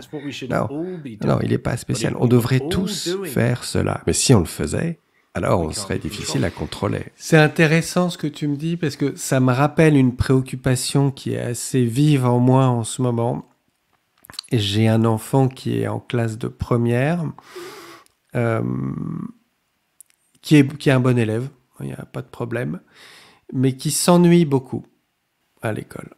Il s'ennuie terriblement et il nous a dit « Papa, maman, moi je veux pas faire d'études supérieures. Moi j'ai fait bac plus 8, I've got a PhD, and my wife, she's got an engineering, elle a un diplôme d'ingénieur, tu vois. On a fait de longues études et la vérité c'est que on n'est pas convaincu, we're not convinced, que faire de longues études, c'est nécessairement une solution, que c'est souhaitable. Donc quand il nous dit « Papa, je veux pas faire d'études », I'm like gloops, you know, I feel somewhat uncomfortable, je me sens pas très bien. Mais je peux pas lui donner tort, d'autant plus que il se met dans des projets. Il aime bien faire ses propres projets. Alors, il fait son YouTube, ses montages vidéo, mais il a aussi le côté entrepreneurial. Je peux le voir capable de former des équipes, tu vois. And so I talk to my wife, I talk to some friends, and some of them say, look, ça c'est bien, et c'est sans doute quelque chose qu'il faudrait que tu cultives ou que ton enfant puisse cultiver en lui. Mais en même temps, il ne faut pas négliger le fait que si tu as un potentiel, je dirais intellectuel, tu peux profiter des années après le bac pour développer fortement cette capacité, je dirais, d'ouverture au monde, d'abstraction, que ce soit en sciences ou en littérature ou en philosophie, avec des mentors. Si tu fais des très bonnes études, avec des professeurs qui sont passionnés et qui sont dans les conditions pour t'ouvrir l'esprit, ça va être dur, ça va être compétitif parce que le système est compétitif. Mais si tu peux faire ça et en même temps garder bien vivant ton propre projet, ta propre liberté, c'est l'idéal. Yeah, so let's say somebody wants to go. Imagine que quelqu'un veuille suivre un cursus académique, un diplôme supérieur. Il trouve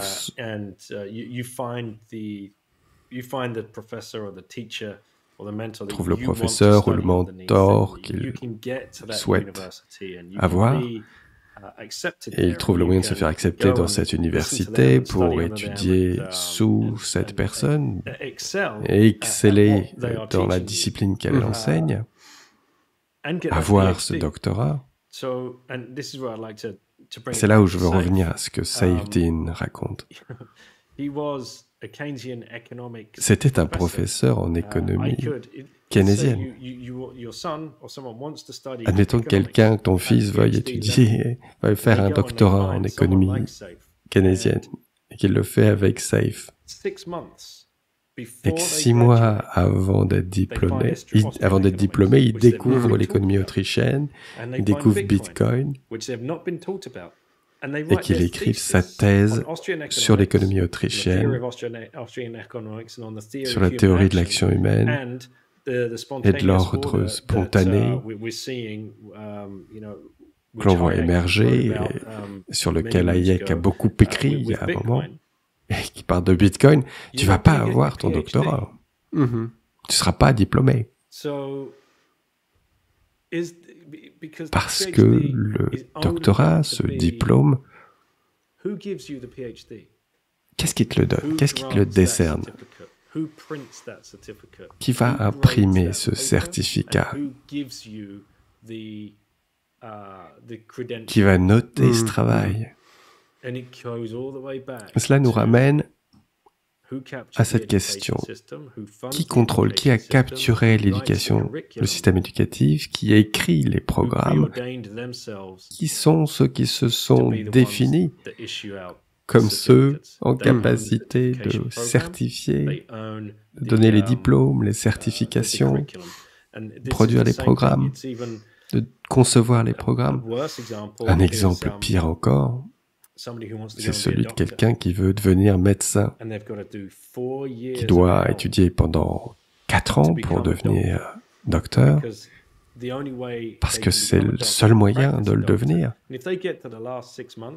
Si, dans les 6 derniers mois de leurs études, ils découvrent l'acupuncture, Reiki, et qu'ils écrivent leur thèse de doctorat là-dessus, on leur donnera pas leur certificat. Ils seront pas diplômés parce que le système est conçu de telle sorte qu'ils vont faire ces 4 ans et recevoir ce diplôme parce que ce programme est conçu et financé par des entreprises pharmaceutiques qui veulent que vous démarriez votre activité de médecin afin que vous puissiez prescrire leurs produits. Le système est conçu de la sorte. D'ailleurs, à ce propos, il y a ce livre qui traite de ce sujet. C'est écrit par Eustace Mullin, ça s'appelle « Assassinat par injection ». Et ça décrit la capture du système médical, qui en est responsable, qui l'a financé, et ça ne te surprendra nullement d'apprendre que les personnes qui ont pris le contrôle du système médical sont précisément les mêmes personnes qui ont pris le contrôle de la réserve fédérale. Okay, so I guess that's a deep rabbit hole. Ah bah là, j'imagine que c'est un terrier du pain particulièrement profond. J'ai pas lu le bouquin là sur le Jekyll Island, l'île de Jekyll, où la fondation de la réserve fédérale s'est décidée. Et pour être honnête,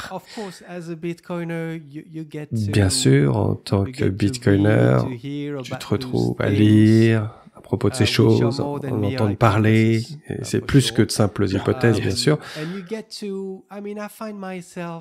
Et je me retrouve dans cette situation où j'ai un petit peu de difficulté à prendre position entre ces deux camps, celui qui prétend qu'il n'y a pas de conspiration, ce sont juste des incitations à l'œuvre, et cet autre camp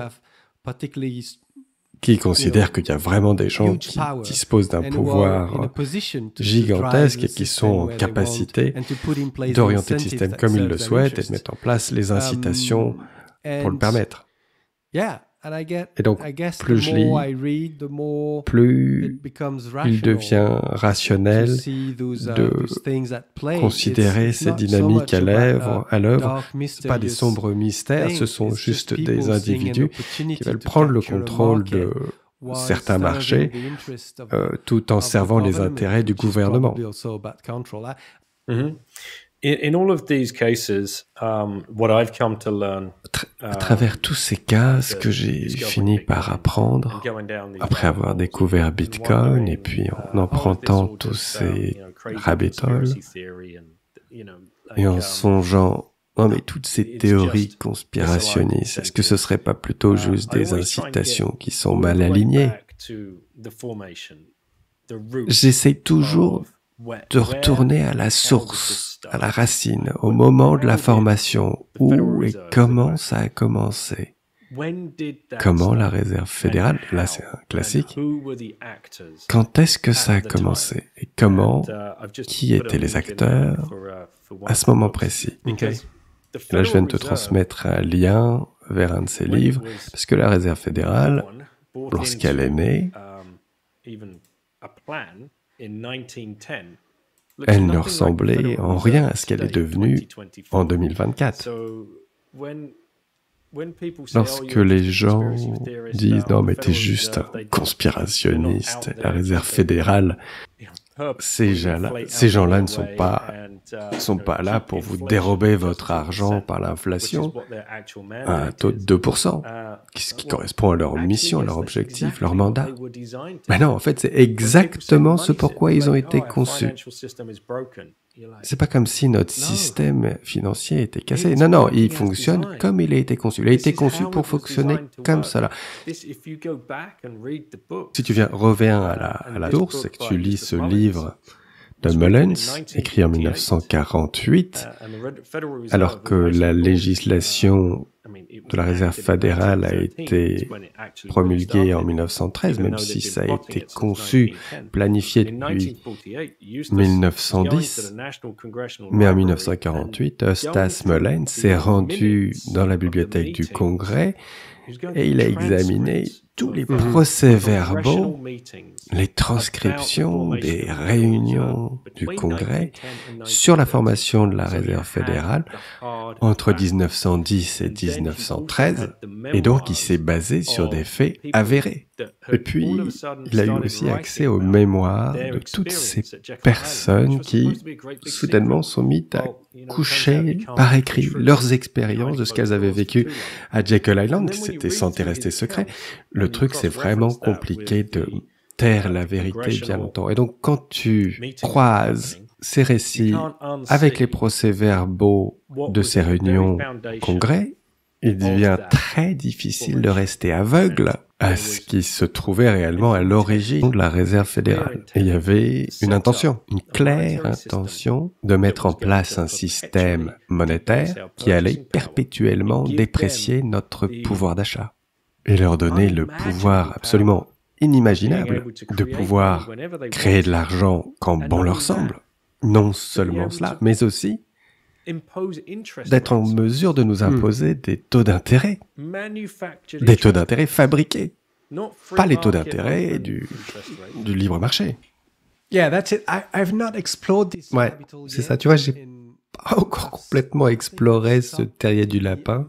Je me suis à peu près arrêté à cette strate où j'ai compris que John Maynard Keynes avait réussi, avec le gouvernement, à imposer son cadre théorique, son discours économique. Ils ont réussi cela, ils ont réussi à balayer toute l'économie autrichienne, parce que c'était beaucoup plus pratique pour le gouvernement. C'est une chose absolument fantastique de pouvoir imprimer à volonté.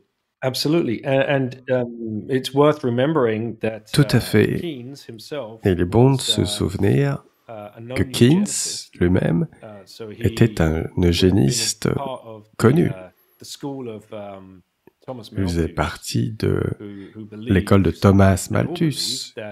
Ils croyaient tous qu'il fallait contrôler la population. Et quoi de mieux pour contrôler la population que de contrôler ce moyen que nous utilisons pour exprimer entre nous la valeur à travers leur politique. Ils nous contrôlent totalement. Et donc, on retrouve ça dans le système éducatif, le système financier, le système médical et le système énergétique. Ce sont les mêmes personnes. This last 100 years, they've managed to capture it all. And it's what I love about ce que je trouve merveilleux dans ce que tu fais là, à travers ces conversations, ce travail d'éducation en 2 langues que tu fais, c'est important parce que dès que les personnes se trouvent confrontées à ce type de connaissances, tu ne peux plus rester sourd ou aveugle. Un nouveau monde s'ouvre à toi et tu vas avoir envie d'aller creuser le sujet un petit peu plus loin. Et forcément, Bitcoin apparaît comme la solution pour te protéger, toi, ta famille, ta santé, ton avenir. C'est ça. It's a bit of a watershed moment that we're living at the moment. C'est un moment charnière où, et tu vois, c'est peut-être moi pour le narratif que j'ai, le discours que je cultive en moi, just because it makes my life healthier at the moment. I'm not saying it's the right narrative, tu vois, je dis pas que c'est le bon narratif, c'est juste ce qui me permet de vivre aujourd'hui. C'est de dire, on est une humanité qui apprend. We're learning as humankind. Pour des raisons pratiques qui ont été pour des raisons technologiques et pratiques qui ont été bien étayées par Lynn Alden dans son livre Broken Money, on a eu besoin de passer sur la monnaie fiat. C'était plus rapide. Malheureusement, ça nous mettait sous la dépendance de tiers de confiance. Et on sait que les institutions humaines ne sont pas fiables, elles sont faillibles. Et donc, ce qu'on observe, nous, les bitcoiners, c'est l'ampleur du mensonge et l'immensité de ce coût d'opportunité. Et donc, on ne peut pas s'empêcher de dire Bitcoin va réparer tout ça. Je pense que dans une certaine mesure, c'est le cas. Et donc voilà, je pense qu'effectivement ça nourrit beaucoup d'espoir. Maybe just to close this conversation and we could go on forever. Juste quelques conseils pratiques par rapport au homeschooling, world schooling. Quelque chose que tu écris à la fin de ton livre et qui est assez rassurant, c'est tu peux faire l'expérience. Vous pouvez faire 1 ou 2 ans de cette expérience. Il y a beaucoup à gagner, pas grand-chose à perdre, il n'y a pas beaucoup de risques. Est-ce que tu confirmes cela? Yes, that is, it's funny. I just had C'est amusant. Je viens d'avoir une conversation avec une autre famille de bitcoiners, des Anglais qui résident en France. Leurs enfants sont scolarisés dans l'école primaire locale, ça leur permet d'apprendre le français, mais l'un de ces enfants rencontre des difficultés et donc ils vont lui donner une éducation à domicile, instruction à domicile. Et je leur dis, mais qu'est-ce qui vous empêche de le faire? C'est votre vie, c'est votre enfant, vous êtes aux commandes, n'ayez pas peur, si ça marche pas, c'est pas grave, ça marche pas, c'est tout. Vous pouvez toujours retourner dans le système, ça va pas disparaître du jour au lendemain. Peut-être dans 1 an ou 2, il sera prêt à rejoindre un système plus formel, ce sera peut-être une demande de sa part. Mais si, en tant que parent, là, tout de suite, tu as l'impression que ton enfant pâtit physiquement, psychologiquement de ce système. Peut-être c'est juste le fait d'un mauvais prof et que tu ne peux pas changer, quoi que ce soit. En particulier, si ton enfant traverse un épisode dépressif, s'il te plaît, considère la chose sérieusement, parce qu'il peut t'arriver tellement de bonnes choses à travers cette expérimentation, cette exploration pendant 1 an, ne serait-ce qu'1 an, d'autres options, d'autres alternatives. Et dans ton livre, tu soulignes bien aussi, et ça on n'aura pas le temps de détailler ça aujourd'hui, mais dans ton livre, tu nous fais bien comprendre qu'il y a certains FUD, il y a certaines sources d'anxiété, des préoccupations que les parents vont nourrir nécessairement au sujet de la socialisation de l'enfant. Est-ce que mon enfant va être socialisé si jamais il fait l'éducation à la maison? Est-ce que je suis assez intelligente pour enseigner à mon enfant? Ça, c'est des points que tu abordes, que tu décris bien. J'ai tendance à penser tout de même que pour pouvoir réussir ou offrir aux enfants une alternative bénéfique, il faut soi-même disposer d'une certaine disponibilité. You need to be available as a parent. Ou alors être en mesure de s'appuyer sur une structure d'autres parents, un petit groupe de personnes qui soient à la fois compétents, c'est-à-dire attentifs aux besoins, à la singularité de chacun, et puis aussi un cadre où il puisse y avoir de la sociabilisation. Ouais, tout à fait. Le développement des capacités de socialisation, il ne faut pas s'imaginer qu'il se passe quoi que ce soit d'intéressant à ce niveau-là dans l'école. Dans une école de classe, tu es juste censé la boucler et rester assis. C'est totalement antisocial. Ouais, je confirme. Lorsque je rencontre tes enfants dans les conférences ou d'autres enfants qui ont vécu de telles expériences d'éducation alternative, en général, ils ne sont pas restés parqués dans un groupe du même âge pendant toutes ces années. Ils ont été habitués à interagir avec d'autres groupes d'âge et ils sont vraiment à l'aise avec eux-mêmes. Absolutely. Ouais, tout à fait. Effectivement.